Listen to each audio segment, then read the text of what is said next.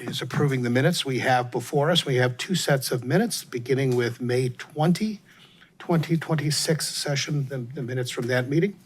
Again, just to remind all members of the board, only those who were present at that meeting can move, second, or vote on the motion to approve. If we don't have changes or comments, can I have a motion to approve the minutes of the May 20, 2026 meeting? Mr. Chair. I don't show you as being there. I wasn't there. No. Withdraw. Mr. Chair, Yes. I move to approve the minutes from the May, what was the date on there? May 20th, 2026 BZA meeting. Do you have a second? Second. All right. All in favor, please say aye. Aye. Any opposed? We have 3 members voting in the affirmative. The minutes are approved. Second, we have the minutes of the meeting of June 17, 2026. 4 of those here today were present at the meeting. Can I have a motion to approve the June 17th minutes? Mr. Chair, I Yes. will move to approve the June 17 minutes. Do we have a second? Second. All right. All in favor, please say aye. Aye. Any opposed? All right, we have 4 votes in the affirmative. The minutes are approved. All right. As we always do at the beginning of our meetings, I will begin by explaining our procedures and our standards for all in attendance and all those watching the meeting. These hearings are quasi-judicial in nature, and certain formalities must be followed as if this were a court of law. Anyone who wishes to speak about a case will first be placed under oath. For each case, city staff will make a presentation, and then each applicant will present his, her, or its case, stating the practical difficulty for which we are being asked to grant a variance. The board will then open a public hearing to obtain testimony from, each applicant will present, the board will then open a public hearing to obtain testimony from any other persons interested in the case. The applicant will have an opportunity to respond to any testimony from the public, and everyone will remember to address all comments to the board. The board may then ask questions of the applicant. Based on all the evidence in the record, the board will make findings of fact and render its decision by motion. The formal nature of these proceedings is necessary because each applicant is asking for an extraordinary remedy called a variance. A variance is permission by the city for an individual or entity to not comply with a portion of the municipal zoning ordinances, which is binding on all others. In making our decision of whether to grant a standard variance, the board will weigh the factors set forth in the zoning code in section 1115.07E. The burden is upon the applicant to demonstrate by a preponderance of the evidence that the literal enforcement of the zoning code will result in a practical difficulty.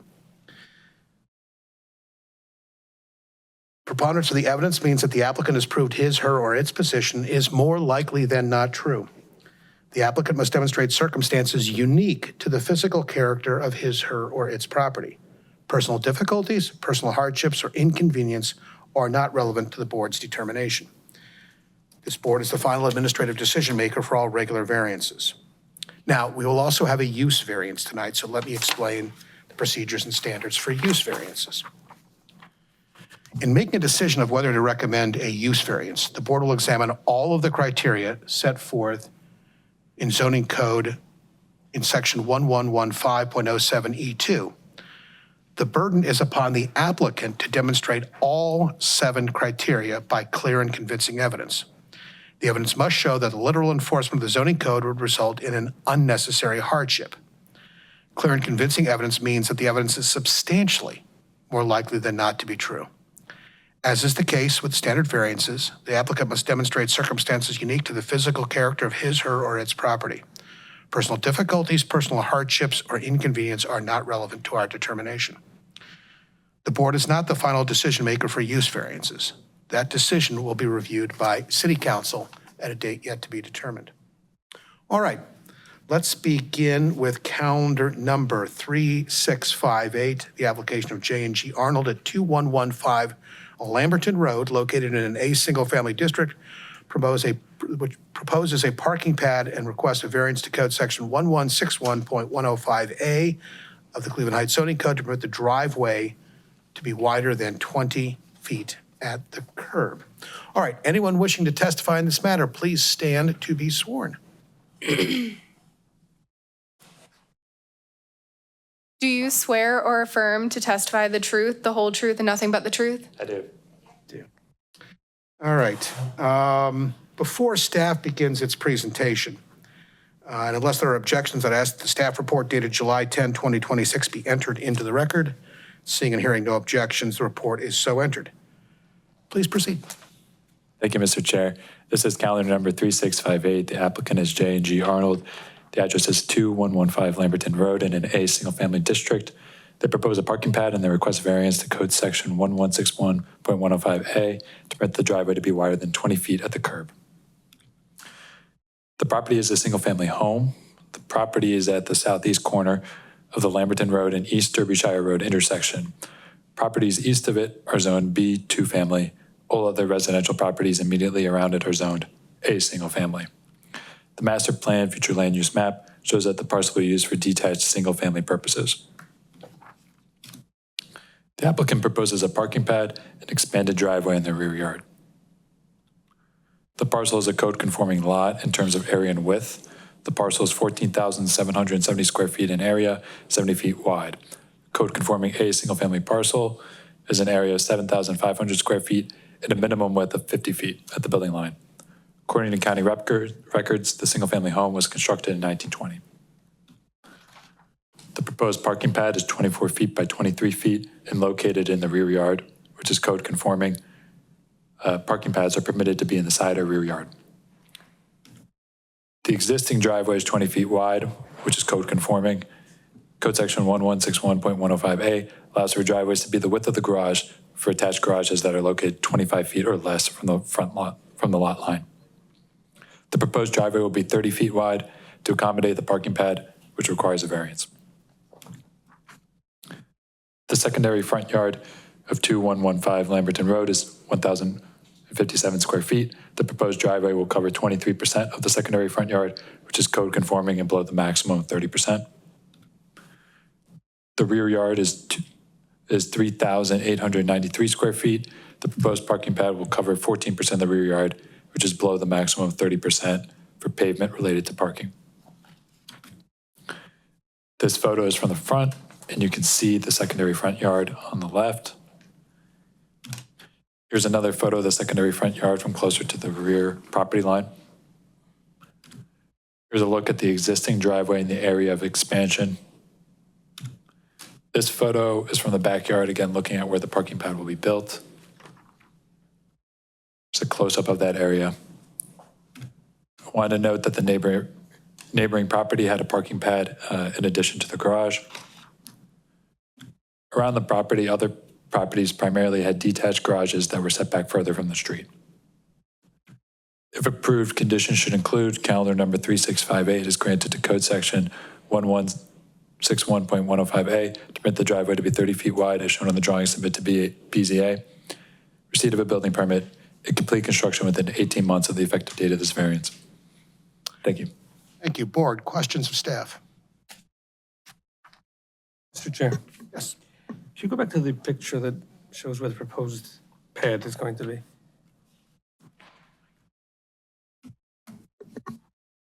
So where's the access point to this? Yeah, so the access would be on the right side around where those recycling bins are currently located. Okay. And how does that connect to the front of the home? So the driveway will be expanded to the left of what's being shown here. Okay. And that portion of the fence will be removed. Okay. Thank you. If I may, and maybe the applicant could help with this as well, what of the foliage is going to be lost? I would defer that to the applicant, but it seems like at least that small shrub that's at the corner there. Well, hold on, when you come up, thank you. Other questions of staff?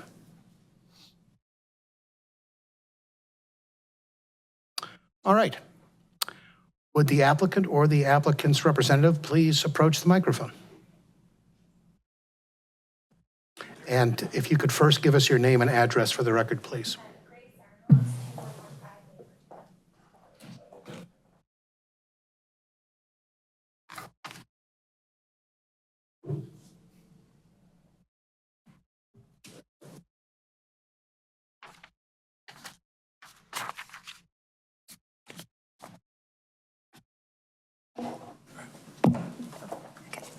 Grace Arnold, 2115 Lamberton. Well, did you or a representative submit an application in support of the request for the variance? Yes, And to the best of your knowledge, are the contents true and accurate? yes. Right. Without objection, I'd like to have the application entered into the record, and seeing and hearing no objection, the application is so entered. So if you could summarize for us why the variance is required, and again, it's at your discretion, but the extent to which you can help us with the factors that were laid out for the variance, we would find that Okay. to us. Yeah, so the primary reason is need to accommodate a third car at a future point in time at our house. So we cannot park our car in the driveway. It's too short. Our 2-car garage barely squeezes 2 cars in it, and then parking on the street is not allowed overnight. So my older daughter, she'll be driving eventually, so this is just thinking forward to make sure we have space to accommodate a car for her. And this specific variance was requested because in order to access a parking pad in the rear of our property, we didn't want to have to drive over dirt and lawn to get back there. So essentially creating a more attractive straight drive-through to access a place to park a car safely overnight. Thank you. Members, any questions of the applicant? Mr. Chair? So the driveway's going to be, can you bring back the picture of the house, the front of the house with the garage? Yeah. So the extra 10 feet I think you're asking for is going to be to the left of the garage. It's going to be fully paved to be able to park behind the garage, a parking pad behind the garage. Correct, to the side of the garage. And then there will be most of the fence will remain, the tree there will remain. It's basically those two notches of fence that would be replaced with a swinging gate to allow us to keep that closed. I could ask the same question I asked of staff. I do see foliage behind what I believe to be the parts of the fence that are going to be removed. Will those be removed as well? Yeah, so we have this small tree in the front of the garage, and then there is another small tree behind the fence that you could probably, yeah, that one right there. So our intent is to remove those and replace them in a different part of our property. So there's a part in our front yard that will accommodate one of them, and then we have, we're going to be redoing some landscaping in the backyard to accommodate the rest. Thank you. Board members, any other questions? Chair, Yes. is it fair to say that if the attached garage were further back from the street or it was disattached, again, and further back from the street, you would be able to park in your driveway without a need for a pad? In other words, Yeah. Many other homes in the area, the garage accommodates however many vehicles it accommodates, and then any extra vehicle could be parked in the driveway. Yeah, exactly. That's kind of where we decided that we needed to go this route, was because we just didn't have the ability to park a car in our driveway without interfering with the sidewalk that was crossing through. Thank you. Thank you. Other questions? Mr. Chair? Yes. Just if you could clarify the last statement that you made. So the driveway, the depth of the driveway is not long enough currently to accommodate a car, correct? Okay. Correct. Yeah. Yep.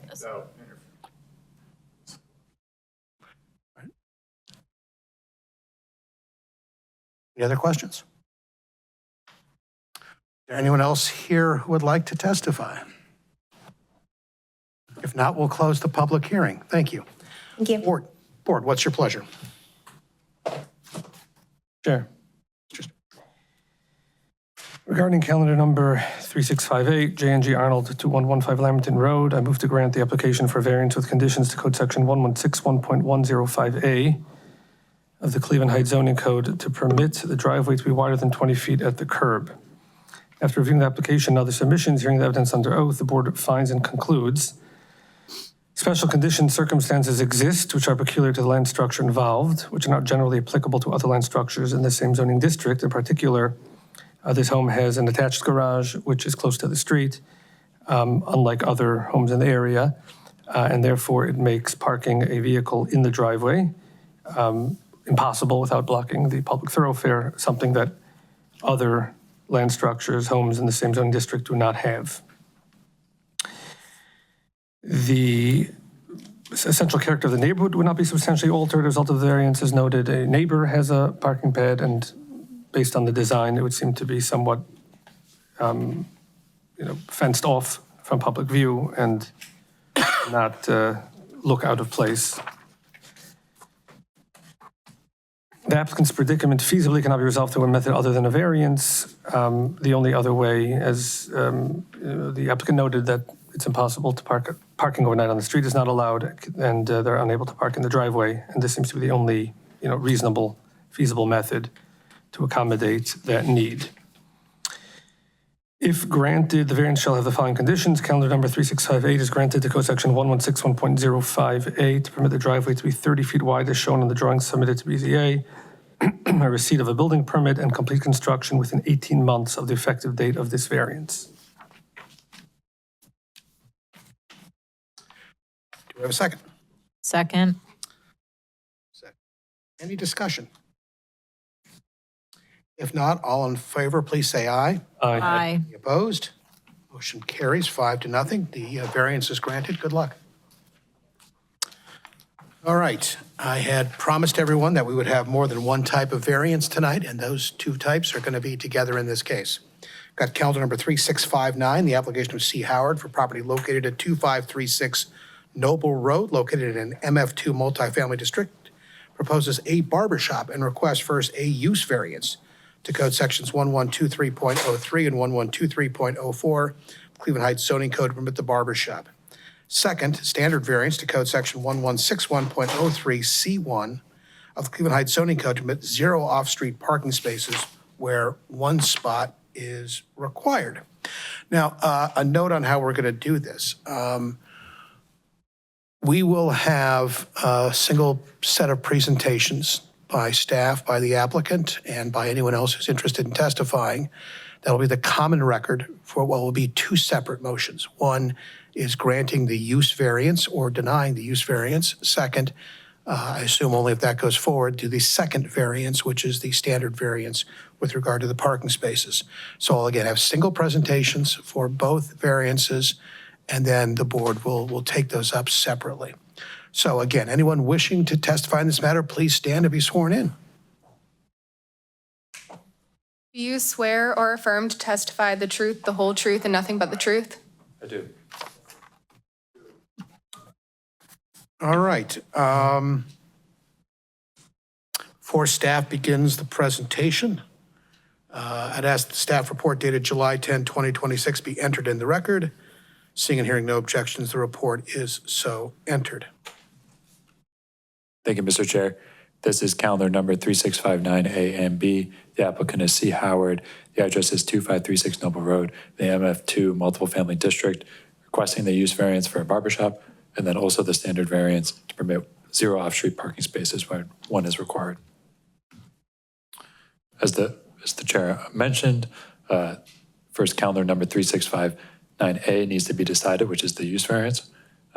Just a reminder to the board that standard is unnecessary hardship and that use variances will require council approval in the future.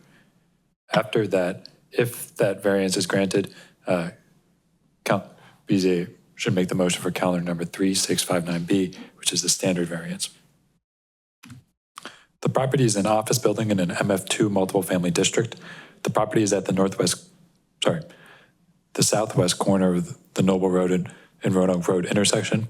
The properties nearby are zoned MF2 to the north, C2 local retail to the east, A single family to the south, and MF2 to the west. The master plan future land use map shows that the parcel will be used for multifamily or attached single-family buildings. The applicant proposes a barbershop and a vacant office building. The parcel is a non-conforming lot in terms of area and width.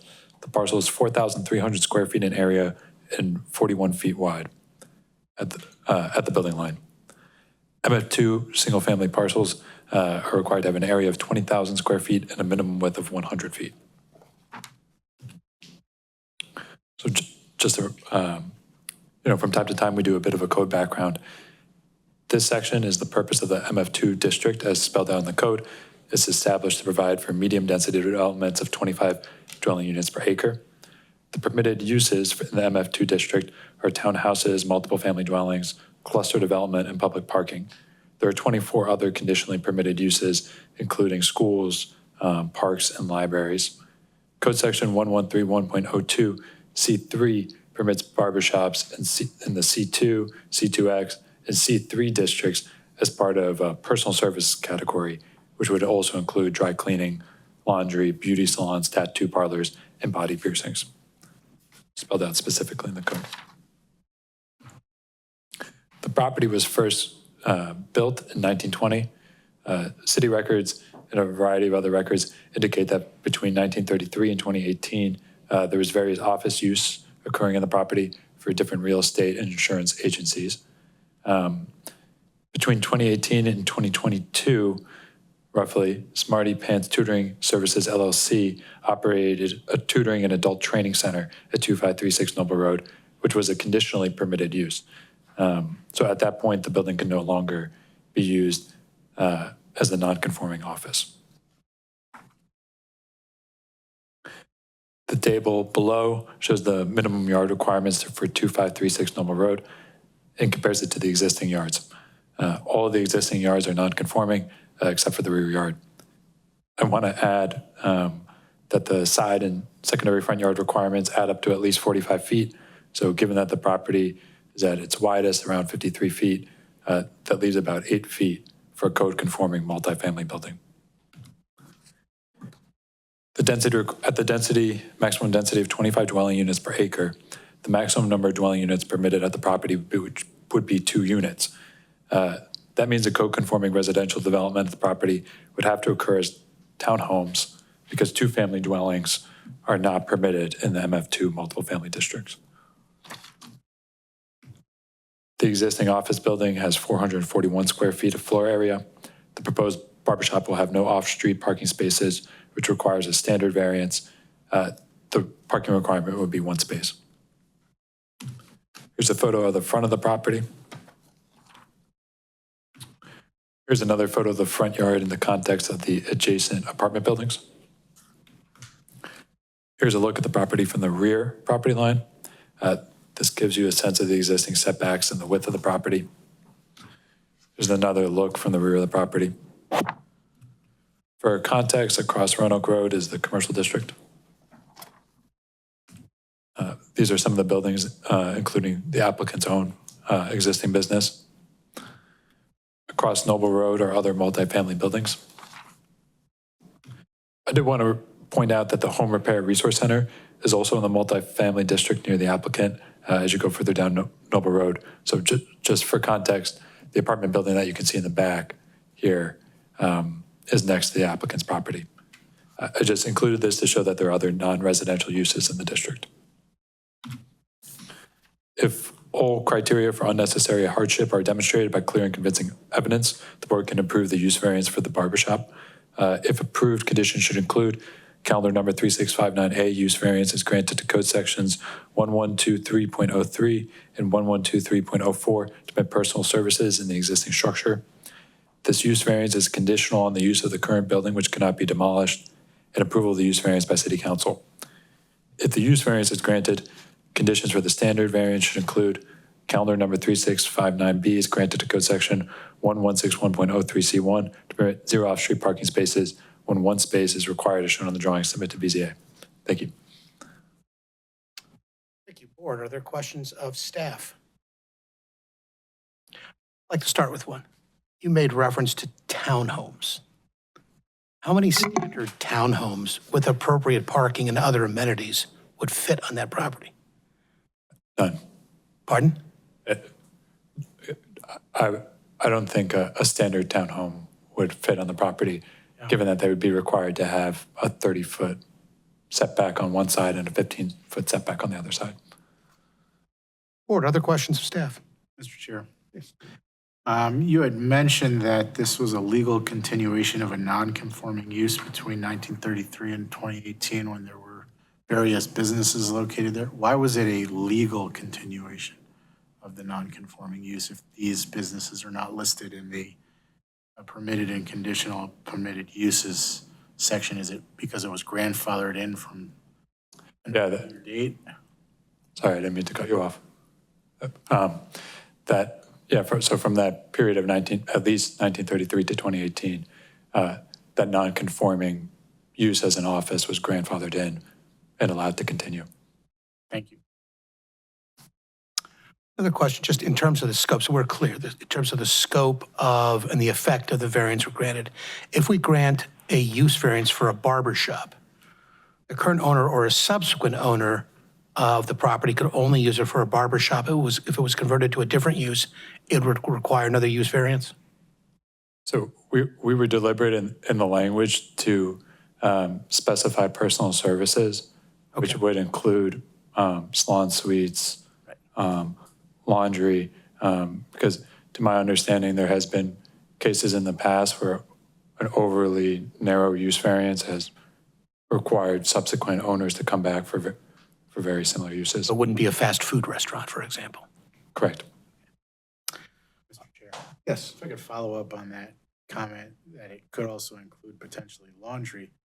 And there would be different considerations given to an operation like a laundry, given that those operations consist of chemicals and machinery and lots of people coming and going at all hours of the day and the night. So is it really a good idea to broaden the scope of the variance?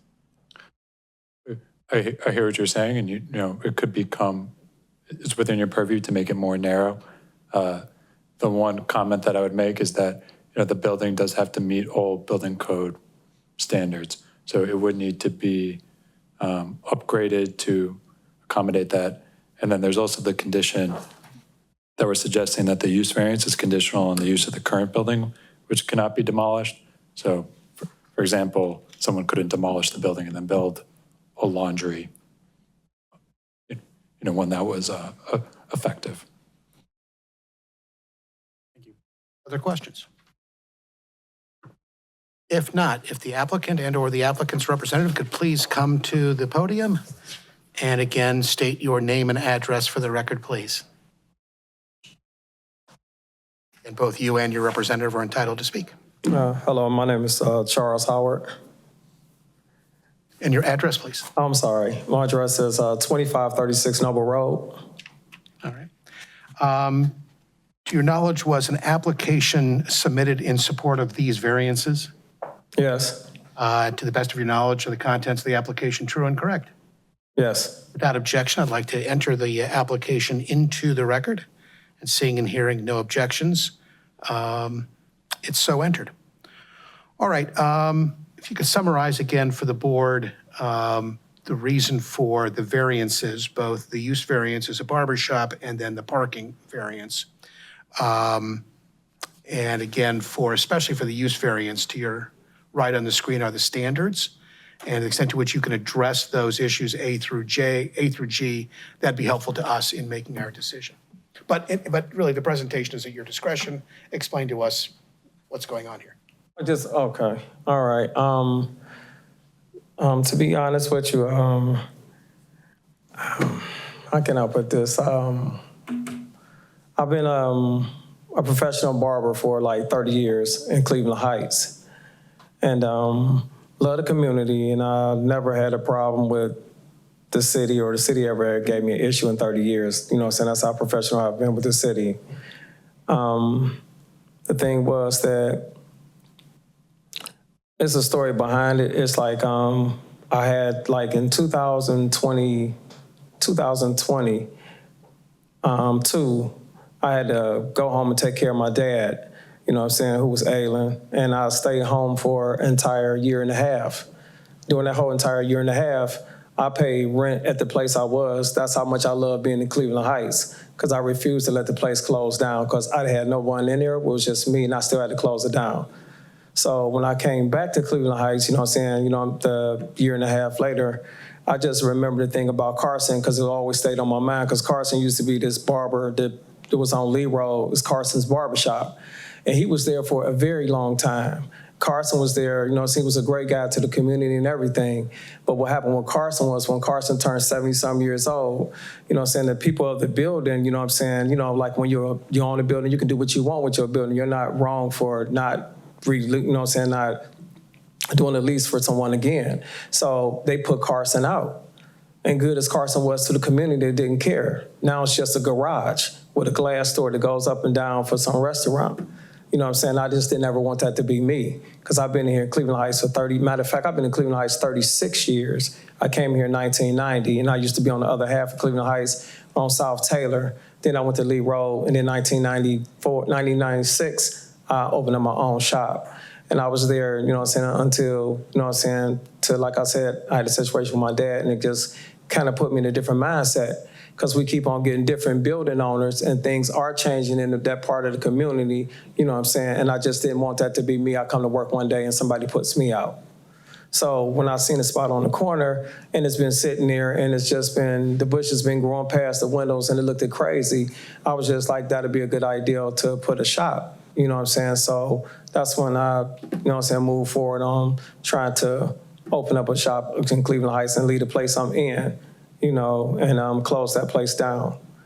So that was my reasoning for doing all this, to be honest with you, because I like Cleveland Heights, you know what I'm saying? Because when I graduated from Barber College, I met a couple guys from Cleveland Heights in 1989, and they were so nice, and I just wanted to go with them instead of going to my neighborhood where I came from. You know what I'm saying? So I came to Cleveland Heights. I've been here since 1990. So I'm just asking y'all, to be honest with you, just, you know what I'm saying, to prevent that from happening to me, I just need y'all help, to be honest with you. Yeah. Thank you. Board, questions of the applicant? Sure. I noticed there was a pretty decent-sized lot in the back. Was any consideration given to creating a parking spot in the lot that would be a code-conforming parking spot? Yeah, in the future, yes, that's one of my things, but where I'm at, I had to do the step-by-step thing, you know what I'm saying, from a financial standpoint to plan to do that, because, you know what I'm saying, I noticed like by the fence being like it is over there, it's just like, I'm gonna have to address that also too, because the neighbors to the building over there, they just walk through it. I can be in their yard working and they just walk through it constantly. You know what I'm saying? So I'm gonna have to address that issue. And then the owner of the building also too, he has a dumpster that he pushes in the front and leave in the front. And I've been in Cleveland Heights, I have never seen that. I don't care from Lee Road to Cedar, I have never just seen it like that. South Taylor, I've never seen nobody push a dumpster and just leave it in the front of the building, on the side of the building, right there in the front by the sidewalk, and it was okay, cool. You know what I'm saying? Because that, you know what I'm saying, that bring rodents and such and everything else, to be honest with you. You know what I'm saying? And in the summertime, and to bring a bad odor, bad smell. If I can follow up that question, roughly how many people do you anticipate, a barbershop of that size, about how many folks at the same time would be in there getting a haircut? Like back in the old days, like when we first came, you know what I'm saying, it wasn't no appointments. It was always first come, first serve. So you always used to have the barbershop crowded, you know what I'm saying? But now we don't move to the appointments and it does like that. It's like if I have like one customer in, I got one customer coming to you know what I'm saying, the next customer, he's gonna be leaving. So it might be 2 people in the shop at all times or something like that, but it's nothing like it was before. To the point like, when some of my customers come in, they used to me being so crowded, it was like, you don't have no customers like you used to have. And I was saying, no, I still have customers. It's just that we're on an appointment basis now. Where, if we could have the map of the area.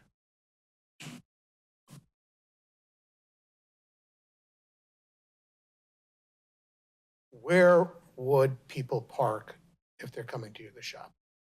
Or where people park, it's a lot of parking spaces over there from Roanoke to Noble Road to behind the building also too, next to us also too. And then all the way down to like in between CVS and the other building is a lot of parking spaces. And see, back then, like when I first came to Cleveland Heights, like when I first bought the shop I'm in now in 96, you know what I'm saying, the business over there where they were really thriving, that it always kind of stayed kind of, you know what I'm saying, busy. But now it's not like that over there. You know what I'm saying? Sometimes, in some days, it's like a ghost town, to be honest with you. You know what I'm saying? So parking, I don't think that'll ever be an issue because no one ever complained about parking in the first place over there in the first place. So, like I said, it's not like it used to be, and that's why people always be, you know what I'm saying, talking about, well, the building owners always be talking about Noble Road and the community, and they need to do this and they need to do that, because that part of Noble Road is not the same. It's not. Other questions for the applicant? Mr. Chair, if I may, when did you purchase this property? You purchased this property? Yes. What year did you purchase? I purchased this probably like about almost 2 years ago, almost 2. 2024? 2023, 24? Yeah, 24. And when you purchased the property, you didn't have the knowledge that you couldn't use this property as a barber shop? No, because I was basically going off, you know what I'm saying, what I did to move into my shop. So I didn't have to go through those things. So I didn't know, because I would never disrespected the city or disrespected y'all like that in the first place. And then waste money also too doing that. I'm thinking like, okay, then finally, then you got the spot, you know what I'm saying, you got to go through the inspectors, you know what I'm saying, the fire inspector and the other inspector like I did before. And it was no issue. And that's like 30 years ago, so I'm not thinking that way. I'm not thinking like I needed to use variance, because when he told me about a use, I was like, what is a use variance? Can you explain it to me? Because I wouldn't have did any of that. I wouldn't have never put no money into it. I would never purchase the place if that was going to be an issue.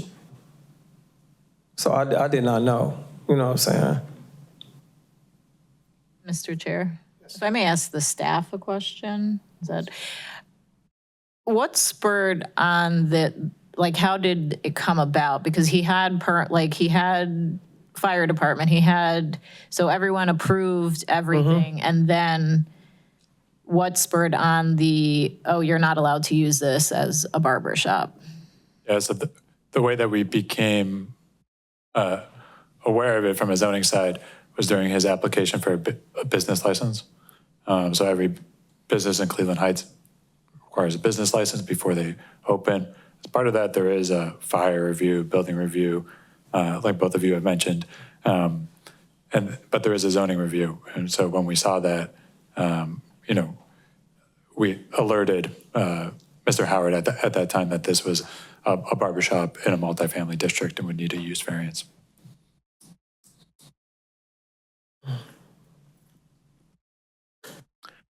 If I can ask the same question I asked staff, because it's important to the first consideration, which is usually the determinative one. I'm looking at that little property that you have, which seems adequate for a barber shop. Can you envision any way in which you could build economically viable townhomes or other multifamily dwellings on that little spot? No. All right, other questions? If not, is there anyone else wishing to testify in this matter? Can I ask one more question? Of course. Sorry. So next door is an apartment building, correct? Yes. And what's on the other side of the street? So if you're facing the building to the left. You talking right here? Yeah. Okay, them are storefronts. That's where my shop is. I'm less than 200 feet away from the place. So that's where your current shop Yes. is? Okay, so what is that zoned? That is the C2. Okay.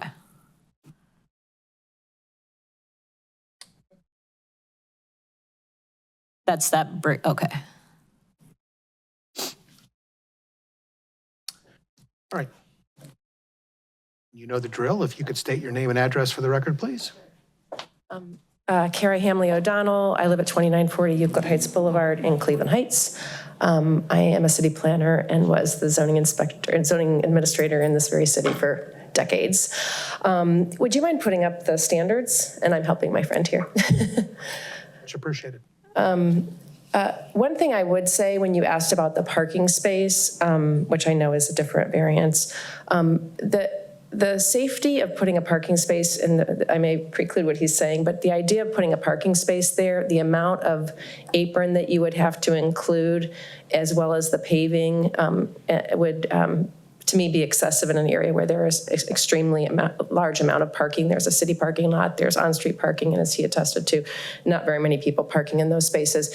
And it also adds more paving to an area from a sustainability standpoint. I don't think it's probably the best use of concrete.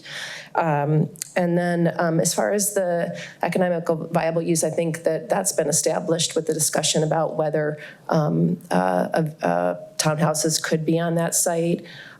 This is very unique to the property. That's an original real estate office. I think it may be one of only two in the city that are original real estate offices that were built in the 20s when these areas were developed.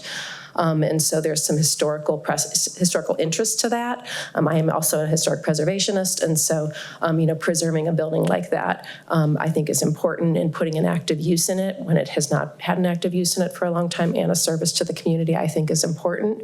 The applicant did not create this hardship. 100 years ago, a real estate office was built there, probably with the idea that they would put a house there, and it never happened. There's one in Forest Hill. There used to be one at the corner of Coventry and Cedar that's long gone.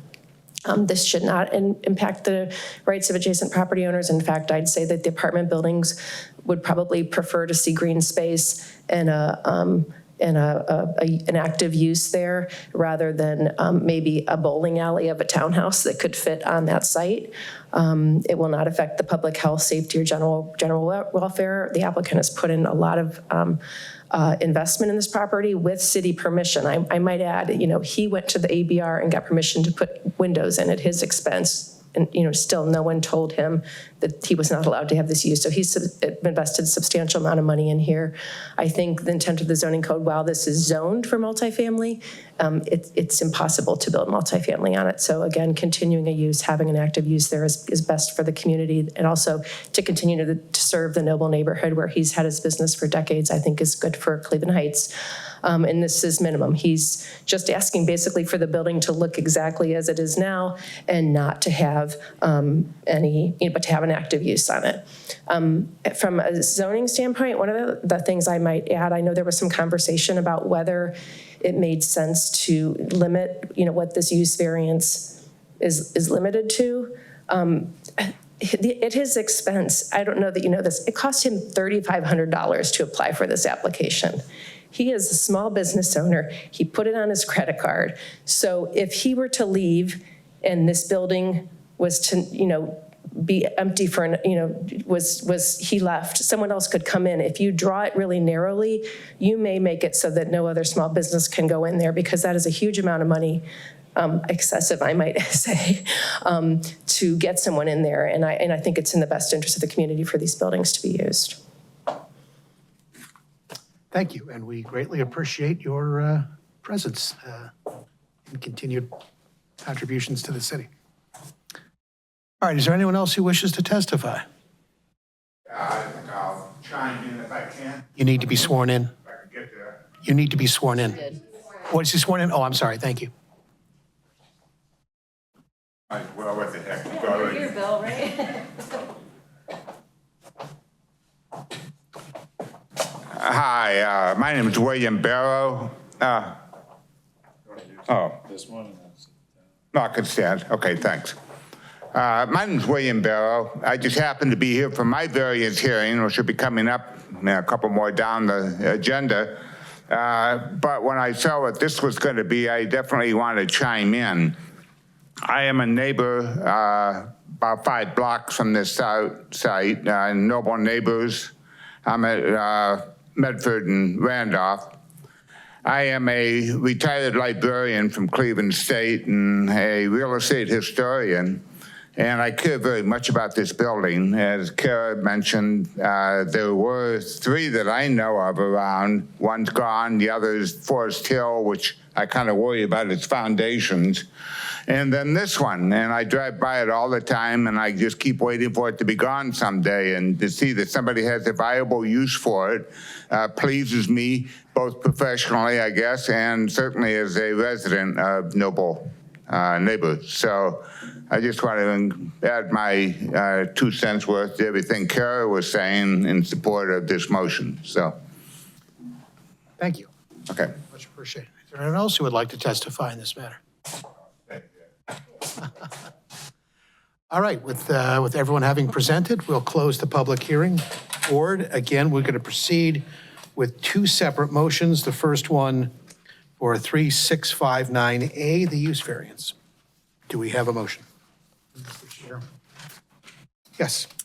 Regarding calendar number 3659A, C. Howard, 2536 Noble Road, I move to grant the use variance to code section 112303 and 112304 of the Cleveland Heights zoning code to permit a barber shop. After reviewing the application and other submissions, hearing the evidence under oath, a finding conclude that the property cannot be put to any economically viable use under any of the permitted uses in the zoning district. The zoning district is currently an MF2 zoning district, but this particular property is not an MF2 design or appropriate for such a use in that location, as it was presented to put a MF2 type building or a townhome on that property would be probably a non-viable project. Additionally, the owner of the building, the applicant, has invested substantial amounts of money into the project already based on city approvals of the project before the use issue was discovered in a zoning meeting only later. And therefore, the property cannot be put to an economically viable use as it's currently constructed. B, the variance requested stems from a condition which is unique to the property. This building is an existing office building which has gone back to the early 20th century, having been used for a business. Continuing that in the way of having a barber shop there would be a condition that is unique to the property because it is an existing building that cannot be used as an MF2 type building.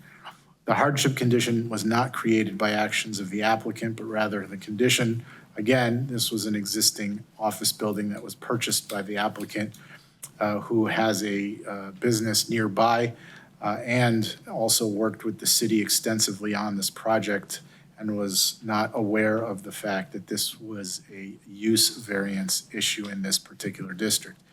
The granting of the variance will not adversely affect the rights of the adjacent property owners.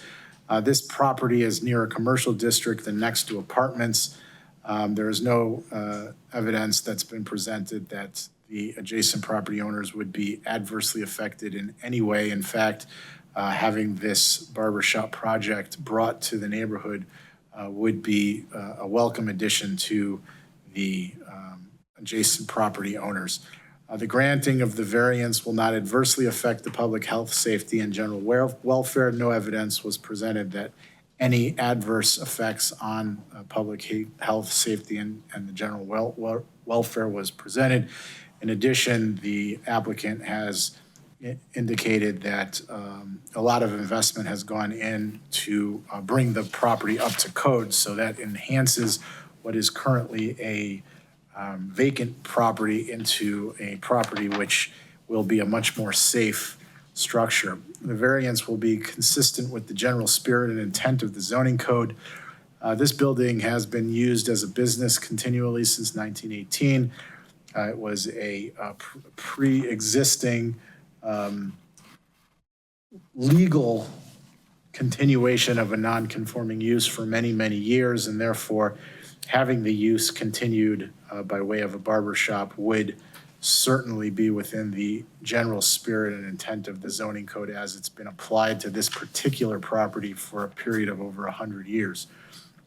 The variance sought is the minimum which would afford relief to the applicant, as demonstrated by the fact that only because the barber shop itself as a business is not one that is specifically included in the list of businesses which are permitted conditional uses for MF2, this variance is the minimum amount that is necessary to allow the barber shop to enter this and use the building in this manner.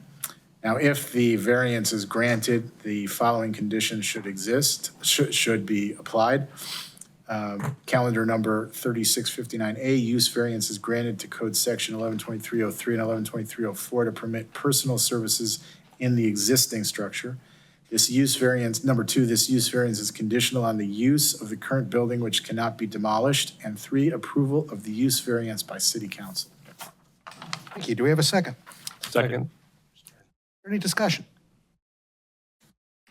If not, all in favor of granting the variance in case number 3659A, please say aye. Aye. Any opposed? That carries. The use variance is granted. Now, if we could move to 3659B, the standard variance with regard to parking. Do we have a motion? Mr. Chair, I'll continue the motion regarding calendar number 3659B, C. Howard, 2536 Noble Road. I'll move to grant the application for the variance with conditions to Code Section 116103C1 of the Cleveland Heights zoning code to permit 0 off-street parking spaces when 1 space is required. After reviewing the application and other submissions and hearing the evidence under oath, I find and conclude that special conditions and circumstances exist that create a practical difficulty. Specifically, the rear of the property behind the home, which is being converted to a barber shop, there is green space, which is unique to this particular neighborhood, which is primarily a commercial area, and having green space in this area is a desirable feature of this unique property, and therefore requiring the applicant to create a paved over parking spot in the green area would not enhance the neighborhood, and especially in light of the fact that this particular area of the city has an abundance of on-street and surface parking lot parking available nearby, and there would not appear to be any parking shortage created by the barber shop entering that location. If the variance is granted, the following conditions should exist to calendar number 3659B, granted to Code Section 116103C1 to permit 0 off-street parking spaces when 1 space is required as shown on the drawing submitted to BZA. Thank you. Do we have a second? Second. Thank you. Is there any discussion? If not, all in favor, please say aye. Aye. Any opposed? Motion carries 5-0. Both variances are granted. Best of luck.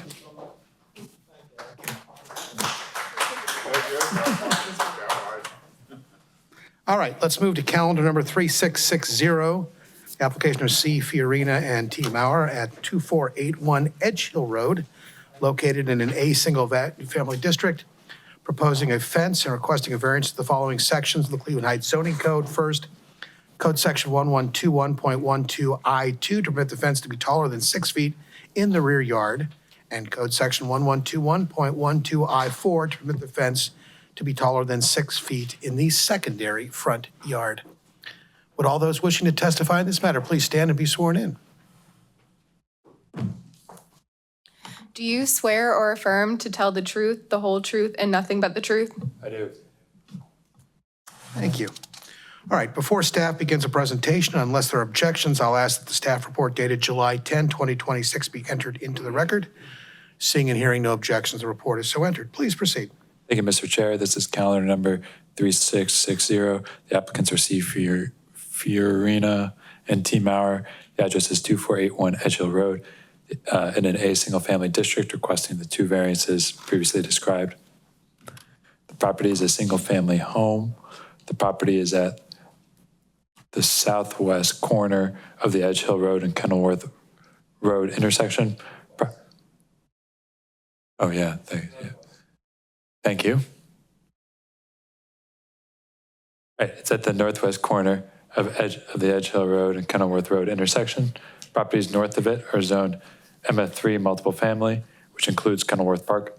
Older properties around it are zoned A single family, immediately around it. The master plan future land use map shows that the parcel will be used for detached single family purposes. The applicant proposes a 7-foot privacy fence along the rear property line. The parcel is a code-conforming lot in terms of area and width. The parcel is 29,620 square feet in area and approximately 161 feet wide, the building line.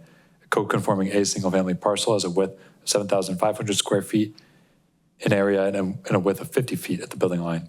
The rear property line is Z-shaped. The majority of it is perpendicular to Kenilworth Road, but there is a rectangular 30-foot wide section that extends to the property line that is shared with the condominiums at 2472 Overlook Road.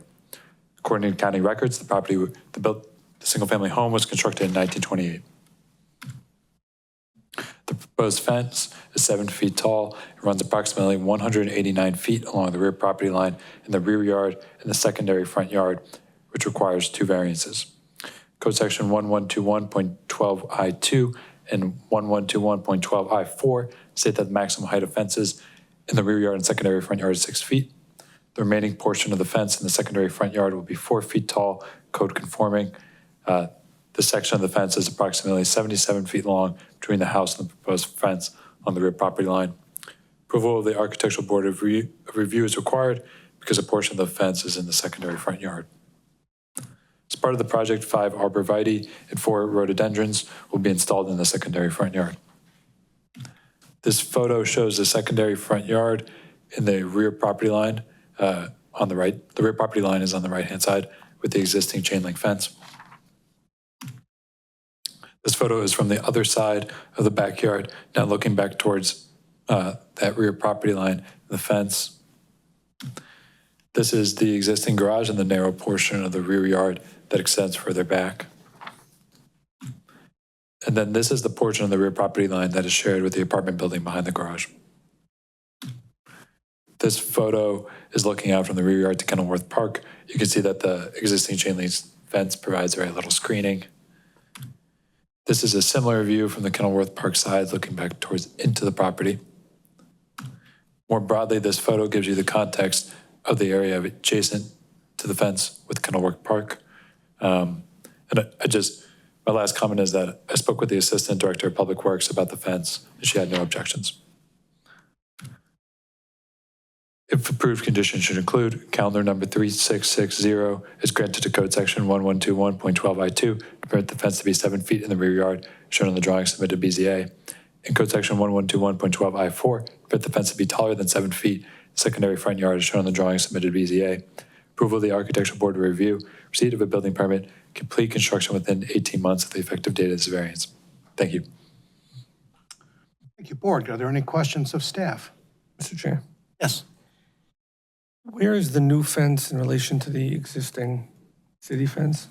Yeah, so the existing city fence runs parallel to a portion of the existing of the proposed fence. So the existing city fence goes along the rear property line, starting from Kenilworth Road, and then up to the portion of the property that extends back until it intersects with the rear property line. The existing city fence is a few feet off of the property line, so the proposed fence is going to be separated. And there's an additional, that's the side yard. Yeah, correct. Right now, what's there? There's nothing there right now. And that's correct. There will be an additional 30-foot section built on the at the northwest corner of the property. Other questions of staff?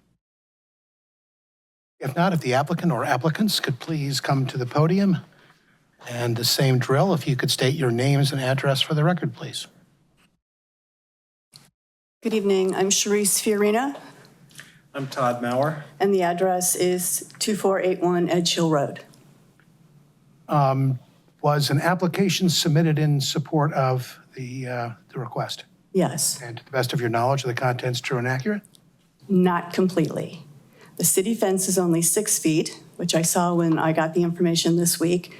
The notes from our fence company and the letter from them say that the city fence is 7 feet, but it is in fact a 6-foot fence. Right.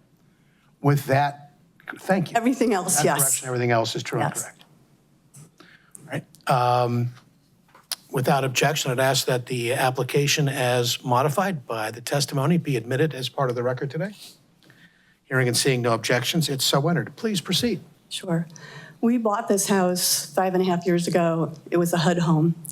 So as you can imagine, for 5.5 years, we've been putting in a lot of time, effort, and elbow grease to improve the property and improve the home. We would have liked to have replaced the fence 5.5 years ago, but that wasn't fiscally possible at the time. A year and a half ago-ish, we reached out to the city because we understood that the fence was owned by the city, but we weren't sure. We paid to have a survey done to confirm that the chain link fence does in fact belong to the city. If a fence was going in now for a parking lot, it would be a privacy fence. So we reached out to the city and said, can you help us? There's a lot of issues with the parking and the park that is on that side of the parking lot. For example, 2 weeks ago, a person came out of the parking lot, walked up to our fence, and urinated on our fence while watching us.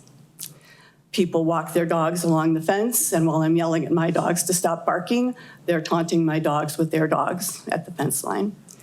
Small children, that fence does not go all the way around to tie off to the neighbor's fence behind our garage.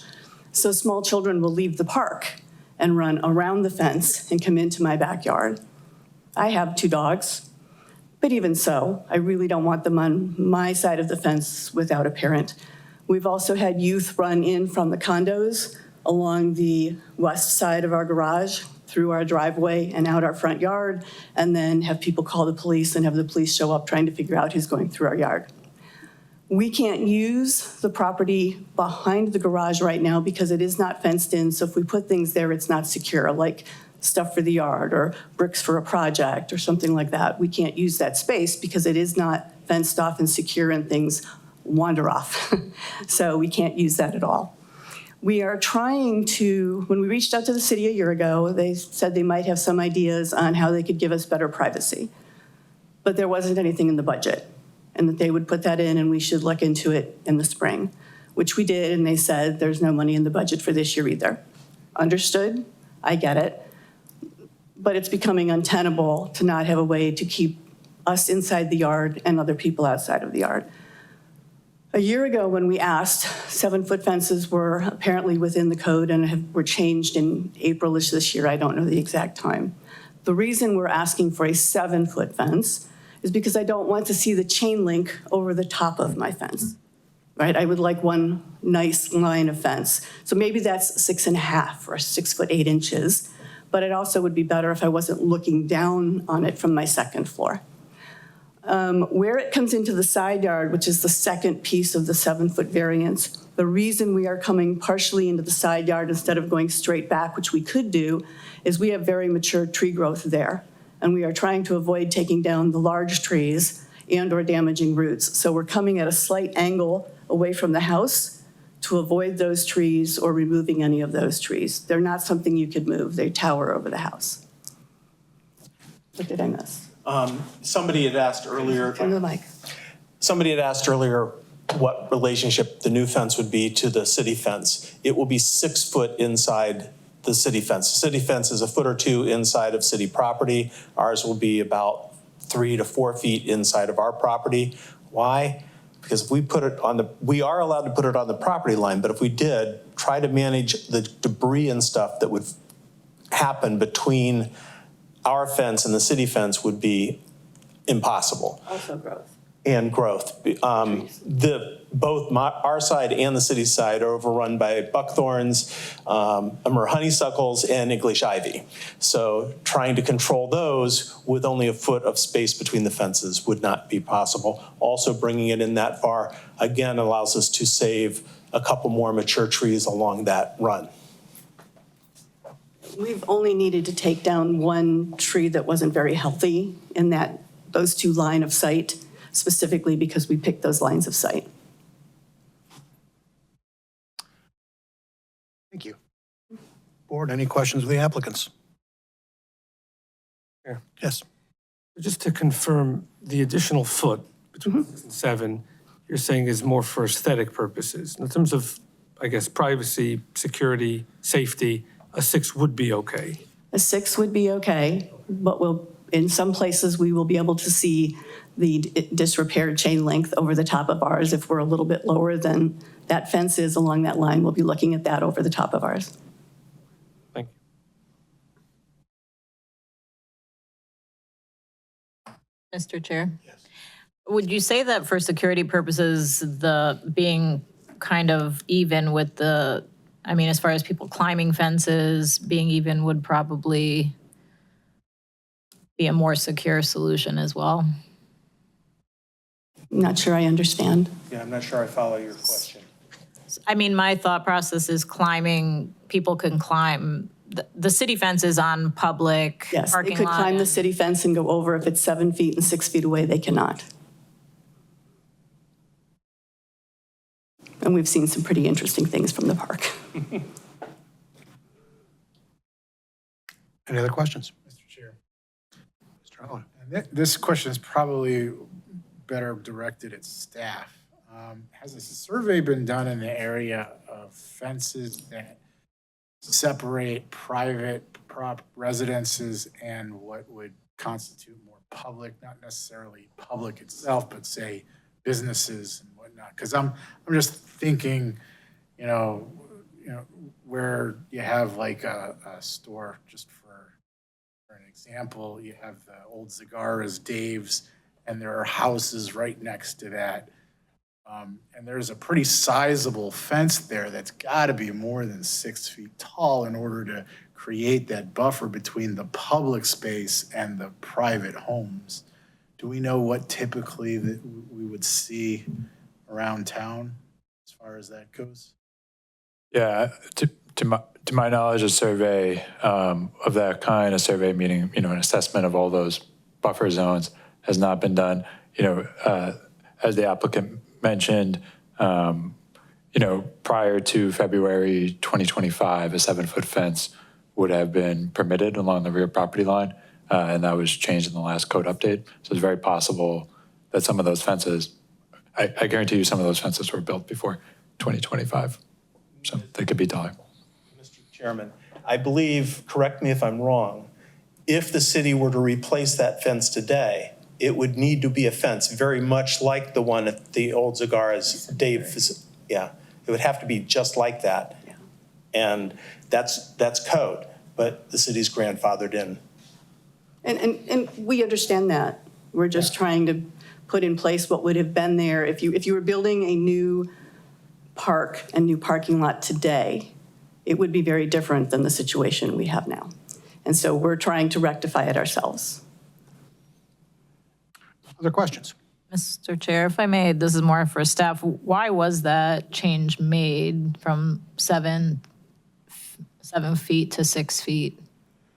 To my understanding, the change was made in part to have uniformity across all the districts, because in some places it was not, some places, or for residential districts, it was 7 feet. Some of the commercial districts, it was 6 feet. So to have a uniform regulation across the city.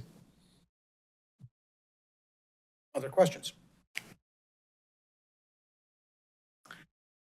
If not, is there anyone else wishing to testify in this matter? If not, we'll close the public hearing. Board, what's your pleasure? Mr. Chair? Yes. Regarding calendar number 3660 C. Fiorina and T. Mauer, 2481 Edge Hill Road, I move to grant the application for a variance with conditions to the following sections of the Cleveland Heights zoning code. A, code section 1121.12 I2 to permit the fence to be taller than 6 feet in the rear yard, and B, code section 1121.12 I4 to permit the fence to be taller than 6 feet in the secondary front yard. After reviewing the application and other submissions, hearing the evidence under oath, the board finds and concludes special conditions and circumstances do exist which are peculiar to the land structure involved, as this property is located to not only a park, but a public parking lot. The height of the fence will match the height of the existing city fence that is 7 feet. And for security, privacy, and aesthetic purposes, the matching of the 7 feet is necessary.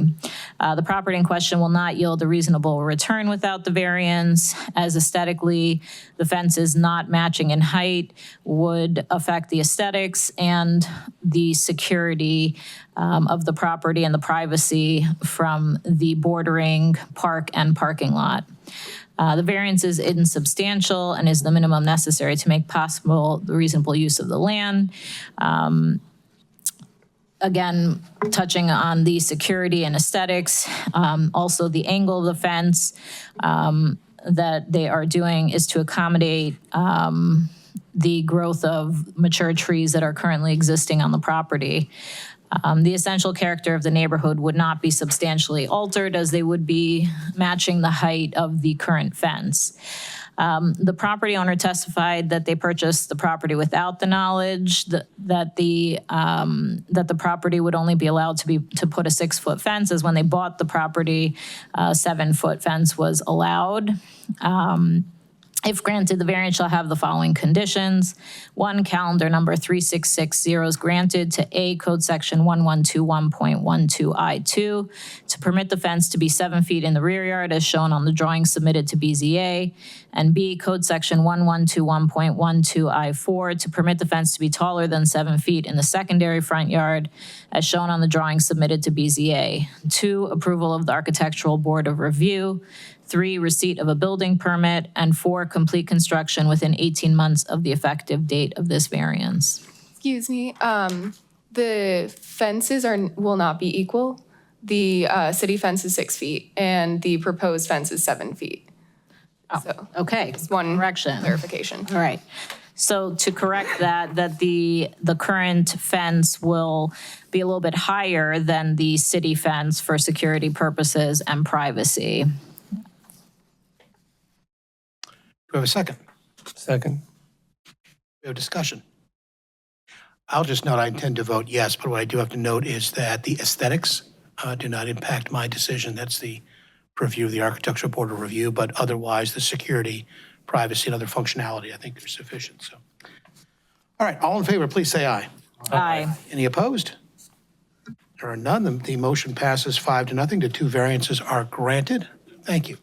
All right, let's move to calendar number 3661, Casa IRE Real Estate LLC, for property located at 2383 Lee Road, located in a single-family district, proposing a garage and requesting a variance to code section 1121.12E2 of the Cleveland Heights zoning code to permit the garage floor area to exceed 870 square feet. Would all those wishing to testify in this matter please be sworn? Do you swear or affirm to testify the truth, the whole truth, and nothing but the truth? I do. All right, before staff begins this presentation, and unless there are objections, I'd ask that the staff report dated July 10, 2026 be entered into the record. Seeing and hearing no objections, the report is so entered. Please proceed. Thank you, Mr. Chair. This is calendar number 3661. The applicant is Casa IRE Real Estate LLC. The address is 2383 Lee Road in an A single-family district. They're proposing a garage and they request variance to exceed 870 square feet. This is a single-family home. The property is between Coleridge Road and East Scarborough Road. All properties immediately around it are zoned a single-family. The master plan future land use map shows that the parcel will be used for detached single-family purposes. The applicant proposes a 3-car garage. The parcel is a code-conforming lot in terms of area and width. The parcel is 10,050 square feet in area and 50 feet wide. Code-conforming a single-family parcel is 7,500 square feet and a width of 50 feet wide of the building line. According to county records, the single-family home was constructed in 1917. According to city records, the garage at 2383 Lee Road was demolished in 2015. The proposed garage is 920 square feet, which requires a variance. The maximum floor area for private parking garages at the property is 870 square feet per code section 1121.12E2. The property is required to have 2 enclosed parking spaces. The proposed garage provides 3 enclosed off-street parking spaces, which is code conforming. The rear yard is 5,096 square feet. The proposed garage will cover 18% of the rear yard, which is code conforming and below the maximum of 20% for accessory buildings. The proposed driveway will cover 18% of the rear yard, which is code conforming and below the maximum of 30% coverage for pavement related to parking. This area in the rear yard is looking at where the garage is going to be constructed. Here's another look at that area from further in the rear yard. Now, another look from looking back towards the back of the home. In the neighborhood, I did not see any other three-door garages. There was a mix of attached and detached garages. If approved, conditions should include calendar number 3661 is granted to code section 1121.12E2 to permit the garage floor area to be 920 square feet, shown on the drawing submitted to BZA. Approval of the architectural board of review, receipt of a building permit, complete construction within 24 months of the effective date of this variance. Thank you. Thank you. Board, are there questions of staff? If not, if the applicant or the applicant's representative could please approach the microphone and state your name and address for the record, please. Felix Pichardo, 2383 Lee Road, Cleveland Heights, 44118. Thank you. Was an application submitted in connection with this request? Yes, sir. And to your knowledge, are the contents of the application true and correct? All right, if there's no objection, I'd like the application to be admitted to the record of tonight's proceedings. Hearing and seeing no objection, the application is so entered. All right, if you could summarize for us why the variance is required. This property sits right on Lee Road, and the driveway is about 10 feet. So you can't really park no cars there, but at least one, and it's too small because the house sits right in the corner. So it has to go all the way to the back to be able to park the cars. That's one. Now it's a huge property. It's one of the biggest properties in that little area right there. So a 2-car garage nowadays does not make sense for a property that big. So that's why we wanted to do a 3-car garage. It's a 6-bedroom home, 4,000 square feet. Let's say mom and dad lives in it. It's gonna be a flip property for us. It's not gonna be something I'm gonna live in it. So I'm thinking in the future for whoever's gonna buy the property, this is already set up for them. I think it just makes sense for what's going on in today's age. And the variance is only 50 square feet, size of a closet. Reason we're doing that, I'm requesting that is because cars are a little bigger. Like I'm doing it based, like if you get a Tesla truck, it'll be able to fit correctly in there. So cars are different now than what they were when they were being built. I'm also putting a little space just in case they want to do electrical charger for the car, a little storage area, which we're trying to put in the garage. So that's extra variance for the 50 square feet. It's basically for that. Thank you. Board, any questions for the applicant? Chair. Yes. So currently, one would need to park in the driveway. That's where the parking is. There's no parking in this property. I'm thinking of, If you just drive up to the property, you just got to sit your car there. That's it. Can you put the front picture of the property so they can see?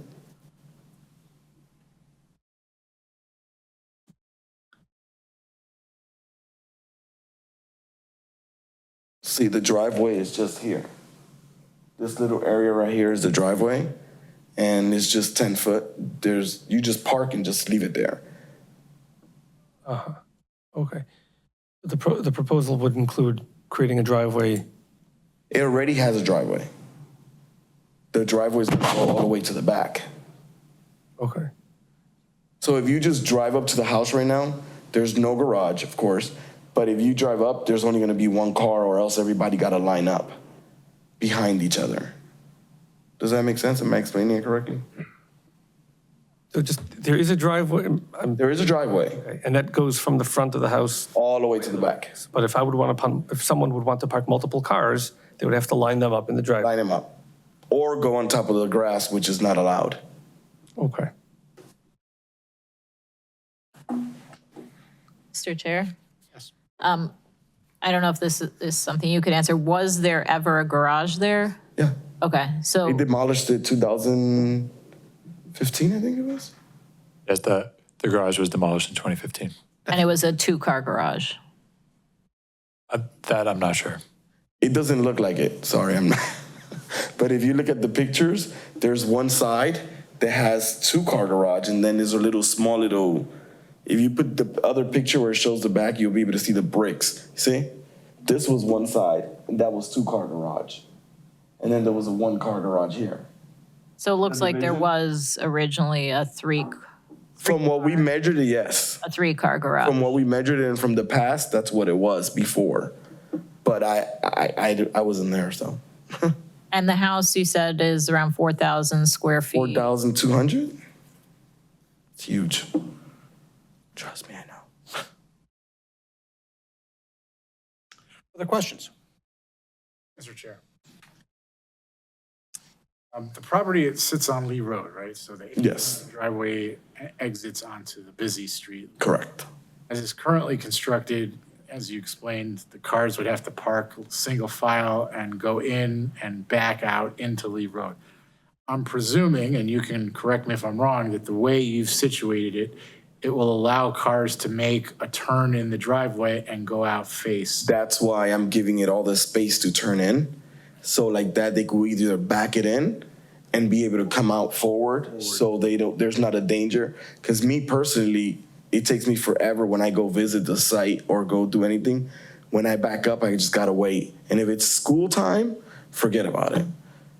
It's actually a hazard if you think about it. Safety perspective. For safety, you have to turn all the way at the end. Out Yeah. forward facing Correct. really enhances the Other questions? If not, is there anyone else who wishes to testify in this matter? Seeing no one, we'll close the public hearing. Board, what's your pleasure? Mr. Chair, regarding calendar number 3361, Casa Ira Real Estate LLC, 2383 Lee Road. I move to grant the application for a variance with conditions to code section 1121-12E2 of the Cleveland Heights zoning code to permit the garage floor area to exceed 800 square feet. After reviewing the application and other submissions, hearing the evidence under oath, the board finds and concludes special conditions and circumstances exist which are peculiar to the land structure involved, which are not generally applicable to other land structures in the same zoning district. In particular, the size of the driveway does not adequately allow for the size and number of cars, which will be probably used at the property. The variance is insubstantial and is the minimum necessary to make possible the reasonable use of the land and structure, as demonstrated by the fact that the garage and driveway will be below the maximum coverage areas, and the variance requested is only 50 square feet. This garage is going to be behind the house on a busy street where there's no off-street parking. It's not going to affect or diminish the essential character of the neighborhood as a result of granting it, and the variance will not adversely affect the delivery of government services such as water, sewer, trash pickup. And the situation here cannot be resolved through any other method other than granting of the variance. And if granted, the variance shall have the following conditions. Number one, calendar 3661 is granted to code section 1121-12E2 to permit the garage floor area to be 920 square feet as shown on the drawing submitted to the Board of Zoning Appeals. Number two, approval of the Architectural Board of Review. 3, receipt of a building permit. And number 4, complete construction within 24 months of the effective date of this variance. Thank you. Do we have a second? Real quick, sorry. There was a reference in the motion to the size of the driveway. I think you might have meant the size of the garage. Thank you. Yes, I would amend the motion with that clarification. Thank you. Your second? Second. Is there any discussion? If not, all in favor, please say aye. Aye. Any opposed? The motion carries 5-0. The variance is granted. Best of luck. Thank you. All right. Now, we've got the application in calendar number 3662, Mr. Barrow at 3567 Randolph Road, located in an A single-family district, proposing an air conditioning unit and requesting a variance to code section 1121.12A10 of the Cleveland Heights zoning code to permit the use to be less than 5 feet from the side property line. Would anyone wishing to testify in this matter, please be sworn in? You can sit if you want, that's fine. Do you swear or affirm to testify the truth, the whole truth, and nothing but the truth? I do. Thank you. Yes, we swear people in on a matter-by-matter basis. So, before staff begins the presentation, unless there are objections, I'll ask the staff report dated July 10, 2026 be entered into the record. Seeing and hearing no objection, the report is so entered. We have also received a communication from Brian DeWitt and Douglas Braun, owners of 3579 Randolph Road, owners of the properties adjoining the east side of the subject property. It is a statement in support of the application on the basis that they view this to have, or granting the variance would have no adverse effect upon their property. And so they fully support the granting of the variance. If there's no objection, we'll enter this communication into the record as well. And seeing and hearing no objection, it's so entered. Staff, please proceed. Thank you, Mr. Chair. This is calendar number 3662. The applicant is W. Barrow. The address is 3567 Randolph Road. Address it's in a single-family district, and they're proposing an air conditioning unit that's going to be less than 5 feet from the property line, side property line. The property is a single-family home. The property is on the northern side of the Randolph Road and Medford Road intersection. All properties immediately around it are zoned A, single-family. The master plan future land use map shows that the parcel will be used for detached single-family purposes. The applicant proposes an AC unit within the minimum setback. The parcel has a code-conforming area, but a non-conforming width. The parcel is 8,007 square feet in area and 42 feet wide. A code-conforming A single-family parcel has an area of 7,500 square feet and a width of 50 feet at the building line. According to county records, the single-family home was constructed in 1937. The existing eastern side yard is 7 feet wide and a code-conforming width. The proposed AC unit will be in the side yard and 1 foot from the eastern side property line, which requires a variance. Code section 1121.12A10 requires AC units to be 5 feet from the side property line, the A single-family district. The AC unit will be screened on 3 sides with a lattice fence, which is code conforming. This photo is from the front corner of the property. On the right side is where the unit will be installed. There's a close-up of that area. This photo is in the rear yard, which would be the code-conforming location for the AC unit. As you can see, the ravine mentioned in the application is quite a steep, dramatic elevation change. Here's the rest of the rear yard looking at the back of the house. This is the vacant lot next to the home, looking back towards the street in front of them. Here's the other side yard, and you can see the distance of that neighboring home and the applicant's home for context. So look at that side yard from the curb. Other homes in the neighborhoods had similar side yard setbacks. I did not see another AC unit in the side yard. Some homes had window units like the one in the middle. There's another example where you see a window AC unit. If approved, conditions should include calendar number 3662 is granted to code section 1121.12A10 to permit an air conditioning unit to be 1 foot from the eastern side property line shown on the drawing submitted to BZA, receipt of a building permit, complete construction within 12 months of the effective date of this variance. Thank you.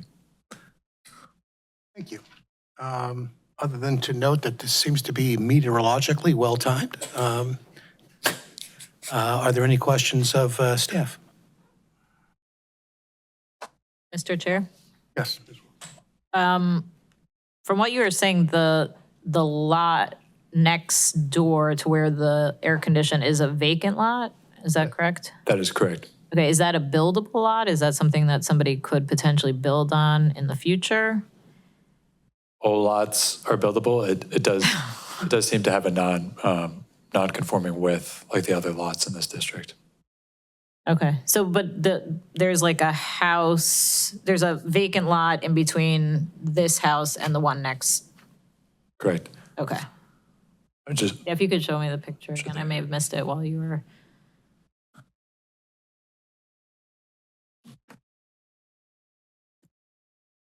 There's actually 2 vacant lots. And those are both Those are both Conforming lots. non-conforming with, yeah. they're what? Conform? Non-conforming with. Non-conforming with. Okay. And one more question. Maybe I could ask the applicant, but was there ever an AC condenser? Is this being replaced by a new one, or this is being added as, okay, Oh. sorry. To my knowledge, this is a new AC unit. Okay, I'll ask. Other questions of staff? All right, the applicant has made his way to the podium. You could again you've done it before, but please state your name and address for the record, please.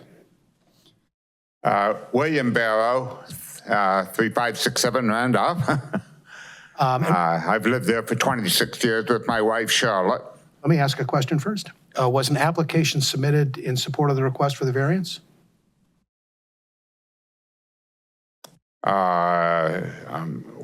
Yes, I mean, I submitted an application. Is that what you're asking? Yeah, and to the best of your knowledge of the contents of the application, true and correct? Oh, yes, yes. Without objection, I'd like the application to be, or suggest that the application be entered into the record. And seeing and hearing no objections, the report is so entered. Please proceed.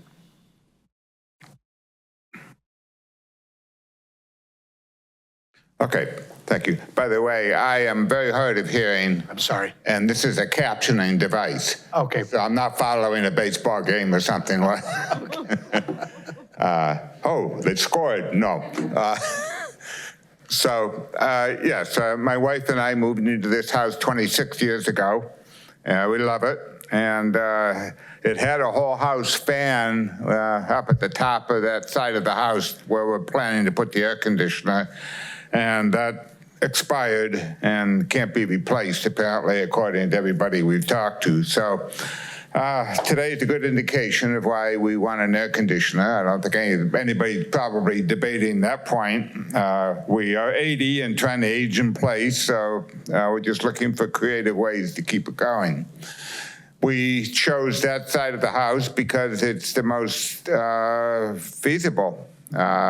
The front is, nice and has garage doors and a porch, and there's not a good place for it there. You saw the setback on the left side of the house with the neighbor. I mean, it's very close. All of our bedrooms and his bedrooms are there. The back of the house, if you remember that photograph, is just solid glass. I mean, big, large windows from the dining room and a screened-in porch over here. So the ravine is a view shed that really sold the house on us. We walked in 2000 without planning to buy a house, walked in, looked out those windows at the ravine and said, we have to have this right now. We weren't even buying at that point. So we don't want to do anything back there that would disturb the ambiance of that. Meanwhile, the other side where we're proposing to put it is next to 2 vacant lots, and the owner of both of those is on a third one out beyond that. To the point whether anything could be built on that house is a 20-foot wide NESD easement right across that property for a sewer line. It dumps the street runoff out into the ravine.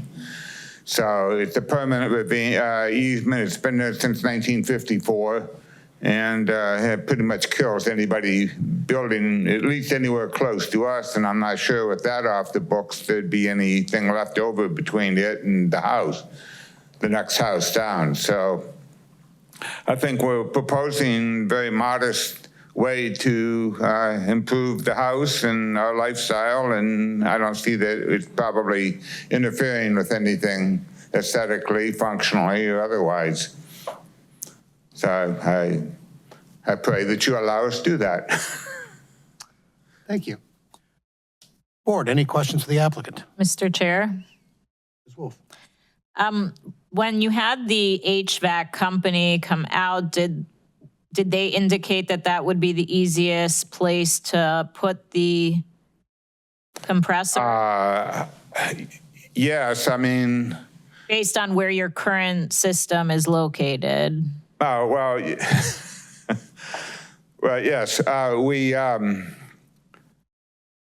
remember back in January when it was 9 degrees? Our furnace blew up. So we went 10 days with no furnace. Yeah, it was a lot of fun. So when they installed it, we had them put a condenser on top with the expectation we would put an air conditioner in. And there's pretty much a straight shot through the wall right from where we want to put it to where the condenser and the furnace are. So, I mean, it's not a huge house. It could probably be run from most anywhere, probably, but that's the shortest, cleanest direction, too, as it happens. Thank you. Other questions? If not, is there anyone else who wishes to testify in this matter? There being none, we'll close the public hearing. Board, what's your pleasure? Mr. Stern. All you. Okay. Regarding calendar number 3662, W. Barrow, 3567 Randolph Road, I move to grant the application for variance with conditions to code section 1121.12A10 of the Cleveland Heights zoning code to permit the unit to be less than 5 feet from the side property line. After reviewing the application and other submissions, hearing the evidence under oath, the board finds and concludes special conditions, circumstances exist which are peculiar to the land structure involved, which are not generally applicable to other land structures in the same zoning district. In particular, the parcel is not code conforming in width. And considering the fact that the only practical, viable option to put the condensers on the side of the property, on one of the sides of the property, it makes it difficult to be code conforming in order to have it 5 feet away from the side of the home. Also, the home has on the other side of the home where the proposed location of the condenser is, there's very narrow space between the home and the neighbor. The backyard also does not have a suitable location for a condenser. The property in question will not yield a reasonable return without the variance. There really is no other place to put it, and obviously it's quite necessary to have proper working air conditioning. The variance is insubstantial and is the minimum necessary to make possible reasonable use of the land structure. It's, again, tucked away on the side. It doesn't seem to be noticeable at all from the street or from the surrounding properties. And again, same as it would not change the essential character of the neighborhood. If granted, the variance shall have the following conditions. Calendar number 3662 is granted to code section 1121.12A10 to permit an air conditioning unit to be 1 foot from the eastern side property line as shown on the drawings submitted to BZA, receipt of a building permit, and complete construction within 12 months of the effective date of this variance. Is there a second? Second. Is there any discussion? If not, all in favor, please say aye. Aye. Any opposed? Motion carries 5-0. The variance is granted. Best of luck, sir. Thank you very much. I appreciate it. All right, that brings us to our final case of the evening, calendar number 3663, application of Lakeshore Burger Company, DBA Culver's, Cleveland. I have a variance on fixing the elevator in this building. Coming up those stairs was tough. We try to be an accessible city, so thank you. All right, this is calendar number 3663, the application of Lakeshore Burger Company, DBA Culver's, Cleveland Heights, located at 3907 through 27 Mayfield Road, 1411 Vandemar Street, and 1419 Vandemar Street, located in the C2 local retail as well as A single-family districts, proposing a new commercial building and restaurant, and request a variance of the following sections of the Cleveland Heights zoning code. First, Code Section 1131.08A2 to permit the parking in the secondary front yard. Second, Code Section 1153.05L5 to permit a drive-through in a secondary front yard. Code Section 1161.035B4 to permit the required bicycle parking spaces to be greater than 50 feet from the building entrance. And 4, Code Section 1161.055A to permit 53 off-street parking spaces where 20 spaces are the maximum. Would anyone wishing to testify in this matter please stand if able to be sworn? Do you swear or affirm to testify the truth, the whole truth, and nothing but the truth? I do. All right, before staff begins its presentation, unless there are objections, I ask that the staff report dated July 14, 2026 be entered into the record. Seeing and hearing no objections, the report is so entered. Please proceed. Thank you, Mr. Chair. This is calendar number 3663. The applicant is Lakeshore Burger Company, doing business as Culver's Cleveland Heights. There's 3 properties in question, 3907 to 27 Mayfield Road, 1411 Vandermeer Street, 1419 Vandermeer Street. The zoning for all the parcels is C2 local retail and A single family. They're requesting the 4 variances previously described. First, I'll talk about, for context, 390727 Mayfield Road. This is a vacant lot in a C2 local retail district. The property extends the entire length of Mayfield Road from Noble Road to Vandermeer Street. The properties nearby it are zoned A single family to the north, A single family and C2 local retail to the north. To the east, C3 general commercial. To the south, C2 local retail and S2 mixed use.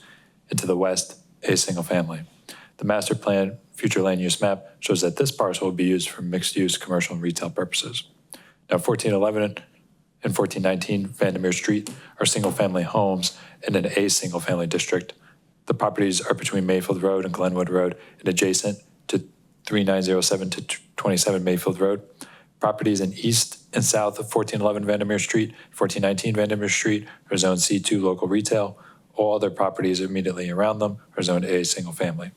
The master plan future land use map shows that these parcels will be used for detached single family purposes. The applicant proposes a new commercial building and restaurant, which is code conforming except where noted. The staff report, as part of the project, the single family homes on the 2 Vandermeer parcels will be demolished and become part of the parking lot for the business. For the property description, first beginning with 3907 to 27 Mayfield Road, this is a code conforming lot in terms of area and width. The parcel is 63,563 square feet in area and 180.5 to 281.5 feet wide. A code conforming C2 local retail parcel has an area of 10,000 square feet and a width of 70 feet. According to city records, the theater, which was the Center Mayfield Theater, and a commercial building at 390727 Mayfield Road were demolished in 2017. Now 1411 and 1419 Vandermeer Street are also code conforming lots in terms of area and width. There's 7,750 and 7,550 square feet in area respectively. Both parcels are 50 feet wide. A code conforming A single family parcel is an area of 7,500 square feet and a width of 50 feet at the building line. According to county records, the homes on the Vandermeer parcels that would be demolished were built in 1927 and 1925.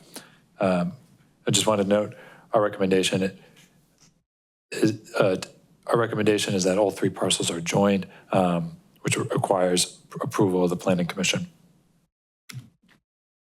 There are multiple conditional use permits that will be required as part of the project. First, the proposed restaurant will require a conditional use permit for its drive-through and outdoor dining. Then the accessory parking, 1411 Vandermeer Street and 1419 Vandermeer Street will also require a conditional use permit because those are zoned A single family. Should the 3 parcels get combined, this conditional use permit would no longer be required.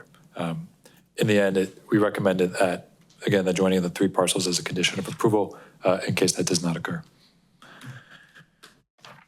For zoning purposes, the yards established by the new commercial building extend onto the Vandermeer parcels, even though they are separate. The project has 2 frontages, one along Noble Road and one along Vandermeer Street, and therefore 2 secondary front yards. Or sorry, three frontages, including Mayfield Road. The proposed restaurant has 4,650 square feet of floor area. With that floor area, it must provide 16 off-street parking spaces. However, the maximum number of off-street parking spaces the restaurant is allowed to construct is 20 spaces. So the proposed restaurant has 53 off-street parking spaces, which requires a variance to code section 1161.055A, which is the maximum amount of parking. The proposed restaurant is required to have at least 10 waiting spaces for its drive-through, and they will have 27 spaces for its drive-through, which is code conforming. Those drive-through waiting spaces are not considered off-street parking spaces, which by definition allow ingress and egress of an automobile without necessity of moving any other automobile. 16 of the off-street parking spaces on the 3907 to 27 Mayfield Road parcel are partially in the secondary front yards facing both Vandermeer Street and Noble Road, which requires a variance. Code section 1131.08A2 states that parking in the C2 local retail district shall not be permitted in secondary front yards.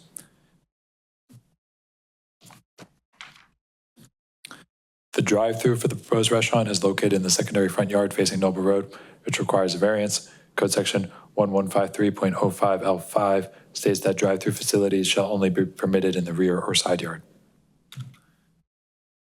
So this is the location of the proposed bicycle parking spaces. So they provide the 2 required spaces, but it's over 50 feet from the entrance, which requires a variance as well. It'll be 65, it's shown as 65 feet. Here is a view of the 3907 to 27 Mayfield Road parcel from the southwest corner of the property. In the background, you can also see the home at 1419 Vandermeer Street. This view is from the southeast corner. This view is from the northeast corner looking back towards Mayfield Road. Now this is from that same corner looking more directly at the back of the 2 Vandermeer properties.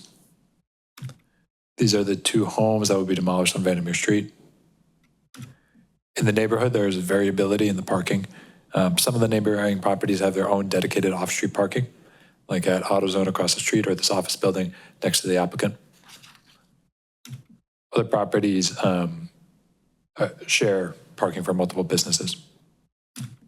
More broadly, the site is next to the rest of the Center Mayfield Business District, where many buildings have storefronts that are close to the street. And it is also adjacent to Vandermeer Street, which is residential. If approved, conditions should include calendar number 3663 is granted to code section 1131.08A2 to permit 16 off-street parking spaces in the secondary front yard as shown on the drawing submitted to BZA dated June 16, 2026. Code section 1153.05L5 to permit a drive-through in the secondary front yard as shown on the drawing submitted to BZA dated June 16, 2026. Code section 1161.035B4 to permit the required bicycle parking spaces to be 65 feet from the building entrance as shown on the drawings submitted to BZA dated June 16, 2026. Code section 1161.055A to permit 53 off-street parking spaces when 20 spaces are the maximum shown on the drawings submitted to BZA dated June 16, 2026. Approval of an outdoor dining conditional use permit by the zoning administrator. Approval of a conditional use permit by the planning commission to operate a drive-through facility. Approval of a conditional use permit by the planning commission to construct an accessory parking lot. Approval of a re-subdivision by the planning commission to join the 1411 Vandermeer Street, 1419 Vandermeer Street, and 3907 to 27 Mayfield Road parcels. Approval of the architectural board of review. Receipt of a building permit. Complete construction within 24 months. Effective date of this variance. Thank you. Thank you. Before I turn over to other board members, could you remind the board what was the business on the Mayfield Road property before its demolition? Do you remember? Is that in the record? I think at one point it was a theater. Most recently, it may have been like a video rental store. It seems at some point there was some sort of sale, like a convenience type store in the past 20 years. Board, other questions of the staff? Question. Yes, Chair. And I know we've discussed this in the past, the difference between a secondary front yard and a side yard. I see 2 of the variances are triggered, or the need for them are triggered because we're discussing a secondary front yard. Now, is this a corner property? That's correct. So it's a corner property both on the Noble Road and the Mayfield Road side, and then the Vandermeer Street. It has 2 corners. Right. So what makes something a secondary front yard as opposed to a side yard?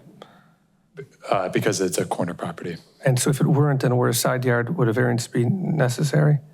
It would not. A variance would not be necessary if it was an interior lot. And that. So it's only because it's on the corner that. Correct. Okay, thank you. Other questions? If not, if the applicant or the applicant's representative could please approach the microphone and again state your name and address for the record, please. My name is Ricky Bryce, Address is 5662 Westview Court, Rhinelander, Wisconsin. I represent the ownership group of this. I am the project manager for them. We currently have 27 Culver's restaurants that we own. Of course. Was an application submitted in support of the variance? Yes, it was. And to the best of your knowledge, are the contents true and accurate? Yes. All right, if there's no objection, request that the application be entered into the record. And seeing and hearing no objections, it is so entered. Please proceed. Help us through this somewhat complicated request. No problem. So, as I was saying, we currently own and operate 27 Culvers throughout 5 different states, 9 of which of those are in the greater Cleveland area. So this area is home to our main owner, Josh Clark, who is the owner of the restaurant and also Clark Business Solutions. As we've been growing and doing things in this particular area, this is a spot that came up that we had a lot of interest in. So when kind of going back and researching what would be a good location for Culver's, our focus was on, finding the right neighborhood that had all of the specs from in terms of a restaurant and a need from the community, but also we wanted to make sure that this was going to be a good fit. Now, when I say that, when we first found this area, we kind of dug into why this lot had been sitting vacant. There had been a proposed gas station here, and that did not go over very well from the neighborhood. Same with also there was, I believe it was an Aldi that was proposed. And so our first course of action is that we actually held a meeting with the neighborhood. Brought them all in. We were at the local library, and we wanted to see if this was something that they would like to have in their community. Overall, out of everyone that showed up, which was over 20 members, they were all very ecstatic. They had lots of questions. We were more than happy to answer all of them. And when they all left, they were very comfortable knowing that this could be a possibility in their neighborhood. Next steps with that is we took a lot of time and effort in talking with the planning committee and everything in order to look at all of the requirements that you have here to reduce all of the amount of variances. So what you're seeing here is not a typical Culver's layout. If this were what we consider a normal layout, we would have put the restaurant more in the middle of the lot there, orchestrated some parking and drive-through going around at different areas of that. Due to what Cleveland Heights likes to see here and their different things, we wanted to find a way to have a plan that would adhere to that to the best of our ability. So that came up with this plan, and then we do have, of course, the remaining variances that we have come up with. So one, just to really quickly address, would be the bike parking. We can redact that. We did not realize that there was a 50-foot minimum. We have no problem incorporating that closer to the restaurant, and there is plenty of adequate space to put that in a spot there. So that was an oversight on our part. So we would definitely be able to redact and make that adequate. The drive-through is a big part of our business, so that is something that we would need to have as a variance. When going through the neighborhood, there are other restaurants within 2 or 3 blocks that do have a drive-through, so we believe that that's something that is adequate in this area and that has been done before. Same with the parking. I know that was one of the biggest things here. So generally speaking, our restaurant is staffed anywhere from 15 to 20 employees. That's what we have on staff to adequately serve customers and everyone in the community. So just of those 53 proposed parking spots, you could be looking at having, a third of those to almost half potentially filled between staff that's working, changeover, things like that. So that's part of the need for having that above 20 spaces. Then also looking at the fact that we have been growing in popularity and we have had a very successful multi-restaurants in this area, and we know that there are many people here at one specific time, and this is what we need in order to have less congestion, which is then going to get to a point to where we could have safety issues and things like that. So that's where we came up with the 53 parking spot standard. Just to kind of give you some comparison, out of, generally speaking, Culver strives to have 60 parking spaces for a restaurant that they propose could do in that $4 to $5 million in sales per year. So that's where we did get our basis for coming up with the spaces that we have here. Another big thing with trying to listen to the neighborhood and the community around here was incorporating a lot of green space and going back to the original use, which was a theater at one point in time here. We've actually gotten a hold of the original theater sign, and we're going to incorporate that into our landscaping and our design with this. So something that we thought was a really neat feature to just show how invested we are in the community. So this overall plan, we have put a lot more effort and energy into that green space so that we can have a very appealing neighborhood setting and feel when you're there, along with the safety and user friendliness of walkers, bikers, or anyone that would travel in vehicle and such. Thank you. Board, questions? Mr. Chair. Just clarification, are you withdrawing your request for a variance for the bicycle parking? Yes, we can withdraw that request. We can drop that from the agenda. But from our motion. Thank you. Other questions? I see someone wishing to.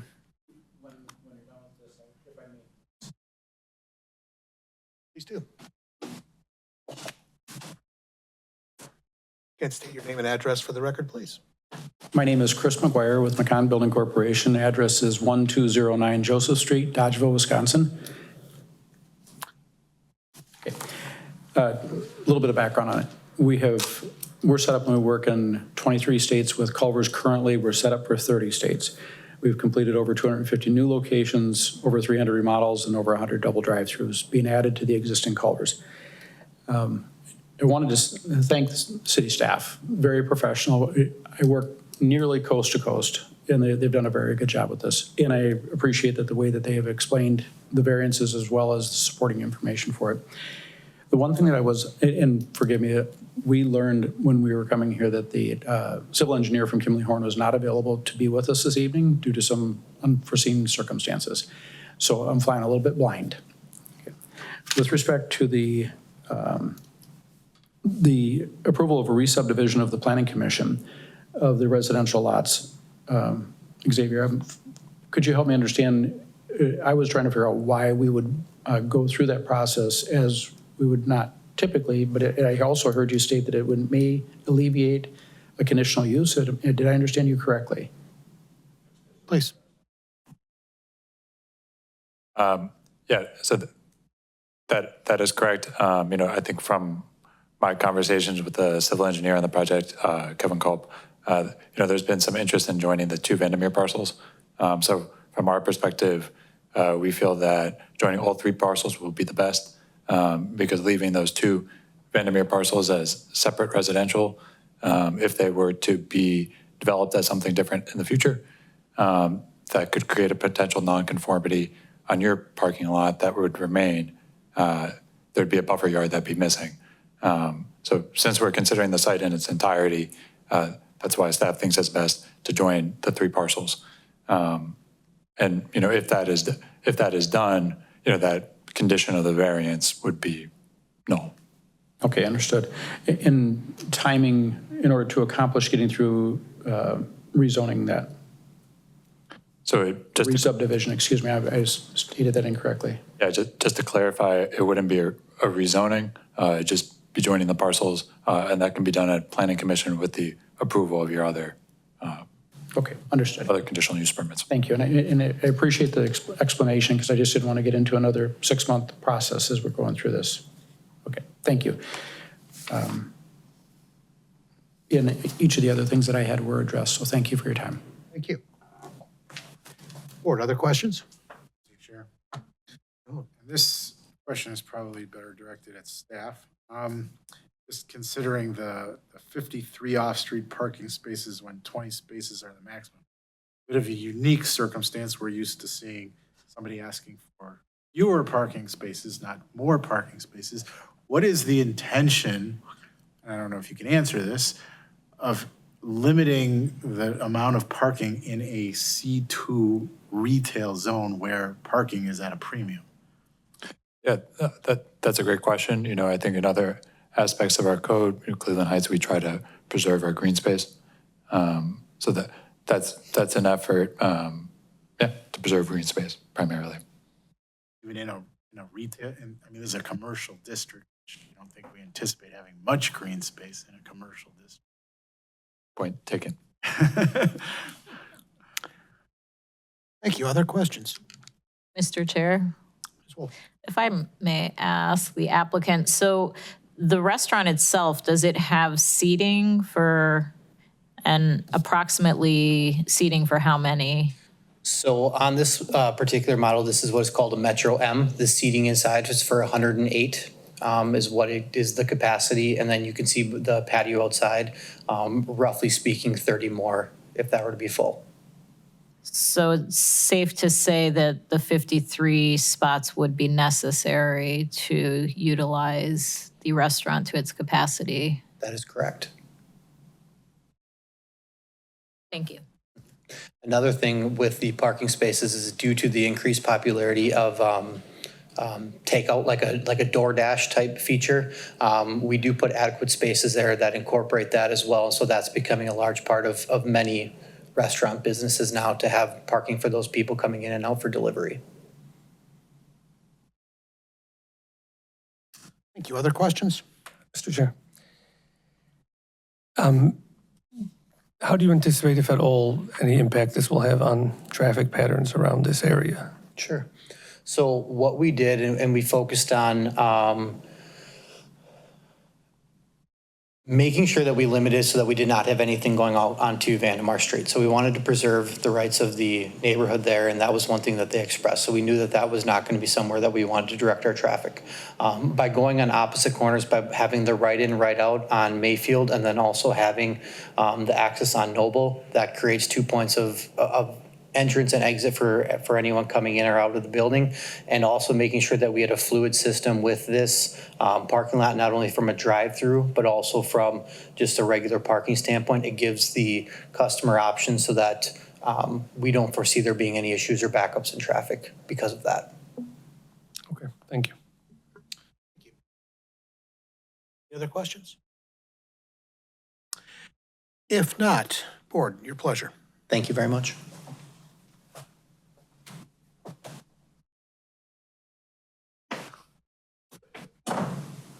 Chair, Yes. calendar number 3663, Lakeshore Burger Company, DBA Culver's, Cleveland Heights, 3907 to 27 Mayfield Road, 1411 Vandemar Street and 1419 Vandemar Street, which is a C2 local retail and a single family, proposes. I move to grant the application for variance with conditions to the following sections of the Cleveland Heights zoning code. Code section 113808, A2, to permit parking in the secondary front yard. Code section 11530515, to permit a drive-through in the secondary front yard. Code section 1161.035B4, to permit a, well, we're gonna leave that one alone as it's been withdrawn. Code section 1161.055A, to permit 53 off-street parking spaces when 20 spaces are the maximum.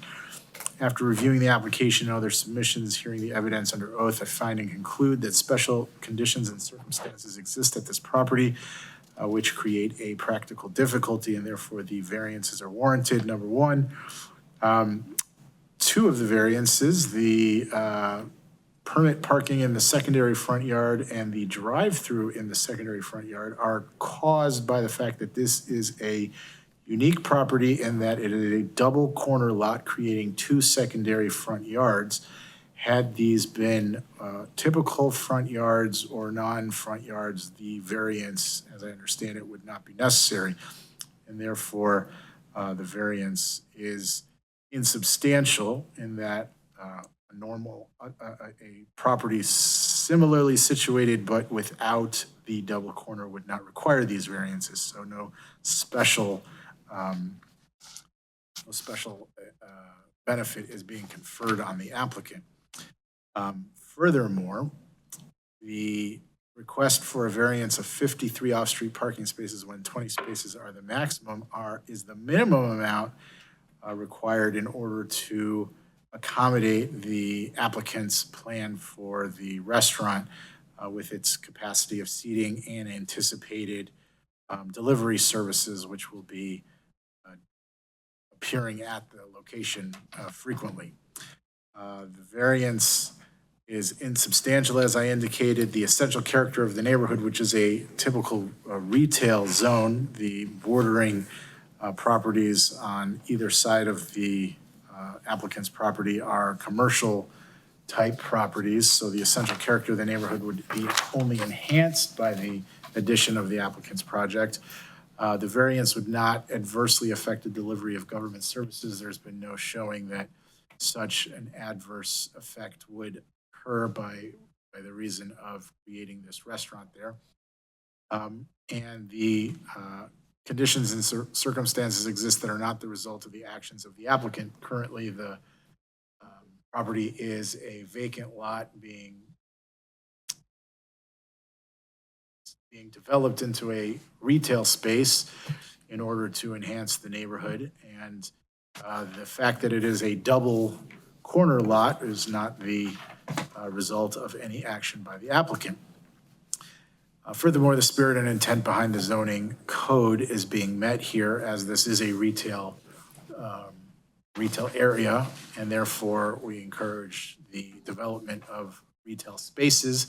And in the 20th century, where we have nice restaurants, parking, 21st century, my oh my, 21st century, where we have lots of people driving, and large restaurants require a lot of parking, so 53 parking spaces is not to be unexpected. Now, if granted, the variance shall have the following conditions.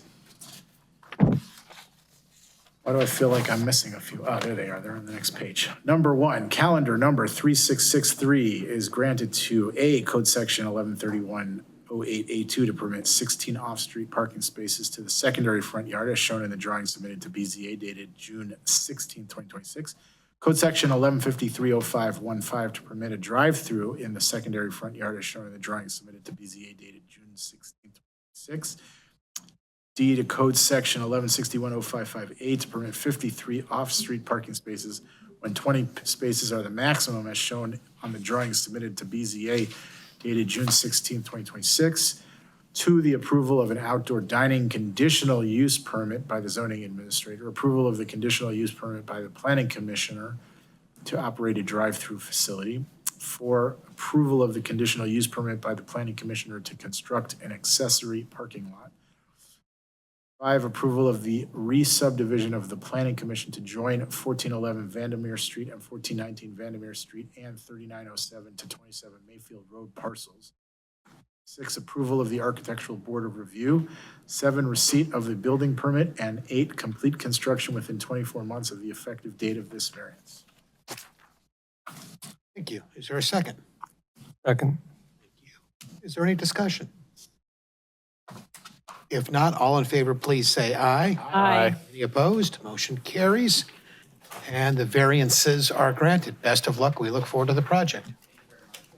Sounds like we got some work cut out for you. All right. Any old business? There's no old business. Any new business? Mr. Chair, we received 5 applications for BZA next month. What again is the date of the BZA meeting in August? It is the 3rd Wednesday. I'm sorry, I don't have the date on the top of my head.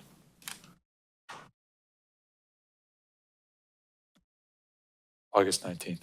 August 19th. Yeah, I should be here. Okay, great. I will not be here. Should I say that already? Can we be in contact this week because I'm out of the country part of August. I want to make sure I'm back on that by that date. Sure. Because then we won't have, lacking a alternate, we won't have a quorum. Yeah, right. Good point. Which the, I will be out of the country also, beginning of August. Provided the planes are flying out of the Middle East, I will be back. many things we don't. Okay, let's coordinate this week. Okay. Sure. Scheduling. Very good. All right. If there is no further business, we are adjourned at 9:09. Thank you all.